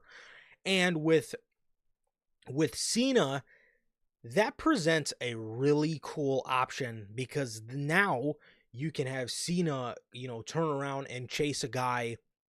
You can have Cena turn around and chase a guy who he's so utterly disappointed in because he thought he seen so much of himself in Cody Rhodes, and for it to turn out how it turned out and Cody ended up selling his soul and to turn out being the complete opposite of character from John Cena, I think is a great story to tell. And Cody,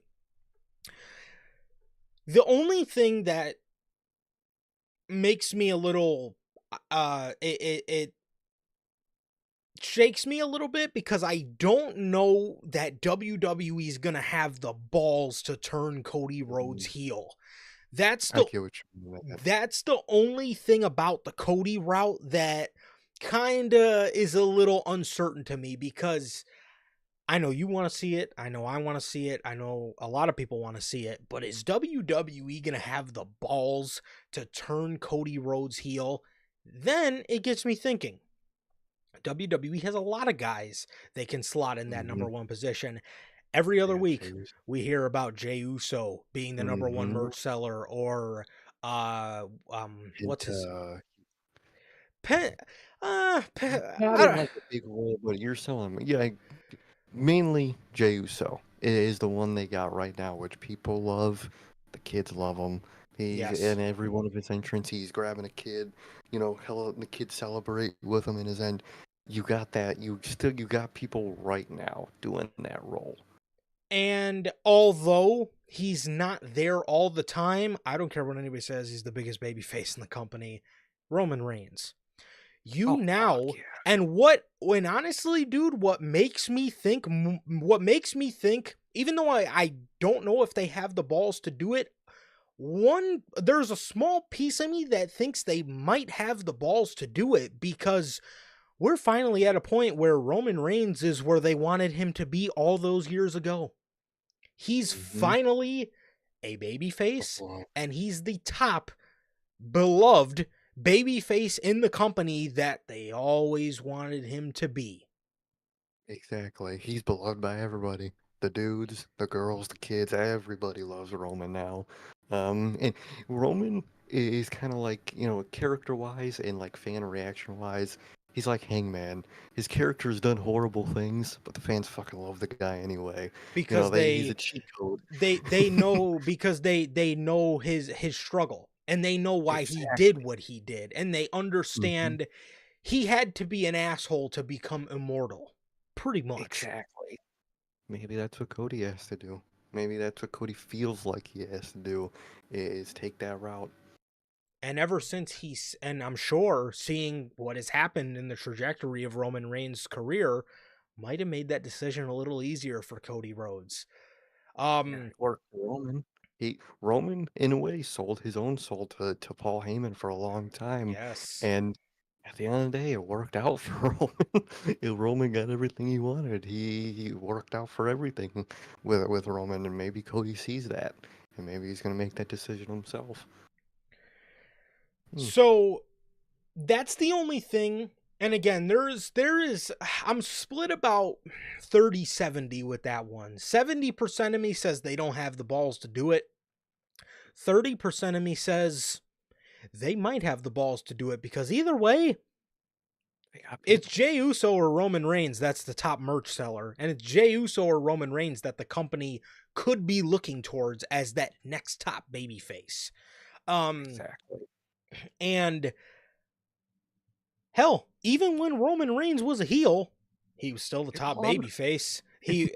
Literally, even when he was a heel, #1 merch seller for the Number one. kids, for the adults, for anybody. Whole crowd fucking throwing up the ones. He was a bad guy that had the love of the. He was a dictator that had, instead of ruling with fear, through the fans, he was loved. The people loved him. The people loved their dictator, Roman Reigns. That's Yes. gonna work with Roman no matter what. And so, and again, you do hear interviews all the time of Roman Reigns talk about, I think about the Bloodline story 5 years in advance. So, he wants to stay around, Oh whether yeah. he's going to dabble into Hollywood or whether he's going to take long vacations, he's going to still be present. It's So always gonna be Roman. He's at this point he's a Rock, he's a Stone Cold.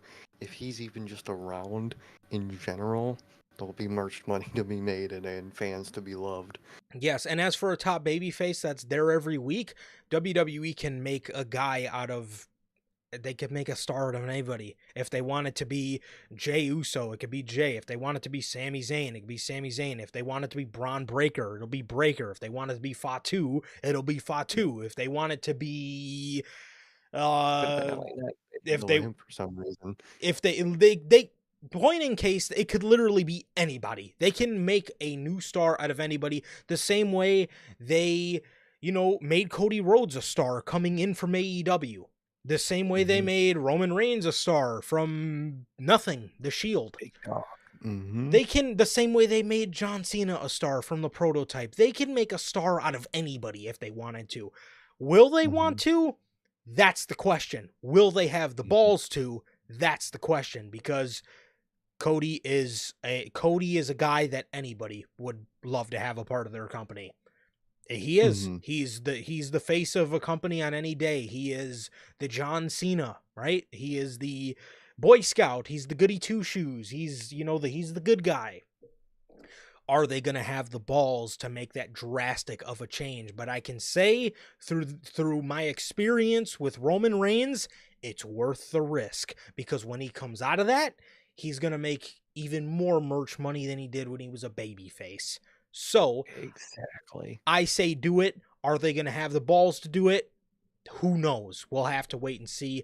I can hope so, but I could say with John Cena as the, basically for the rest of the year, the full-time babyface, a full-time heel that he can come back around to and that people are invested in and care about, you could be looking right at Cody Rhodes. And again, you could be looking at CM Punk too, which is why I would say out of all the options, he's probably my second option.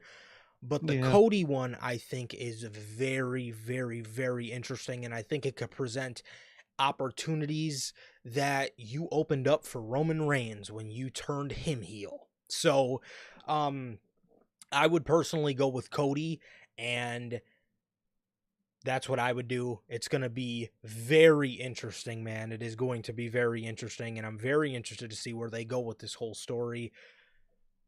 But those are the routes, man. Those are, excuse me, those are the routes that, those are all the routes that could possibly be for this storyline, and that is pretty much everything, man. But I'll tell you, even more so now, this Elimination Chamber review on Saturday is going to be very interesting, because we're obviously going to get this Cody segment now. We're going to get this Cody segment on top of the winner of the Chamber. What the hell happens, bro? It's going to be interesting to see, and I cannot wait for it. But truly, that is everything here today for this edition of NHP Unscripted, man. Thank you guys so very much for joining us, man. And yeah, that is it. This has been episode 236 of Unscripted. Thank you guys so very much for watching us here today. And as always, it's been a pleasure for my Johnny. And that's okay. And that is going to do it for this edition of NHP Unscripted. Thank you guys so very much for joining us here today. Thank you guys so very much. Again, we will get back to you guys about Friday and if that's going to be a later start or not, or sorry, an earlier start or not. But we will keep you guys updated throughout the week. Ladies and gentlemen, thank you guys so very much. What do you think is going to happen at WrestleMania? What do you think is going to happen with the whole Rock selling the soul storyline? Drop it in the comments. Thank you guys so very much. As always, thank you to everybody who came out. Please like, comment, and subscribe. Thank you guys. We love you guys, and we'll see you all on Friday with the news and the Elimination Chamber 2024-2025 predictions. Peace.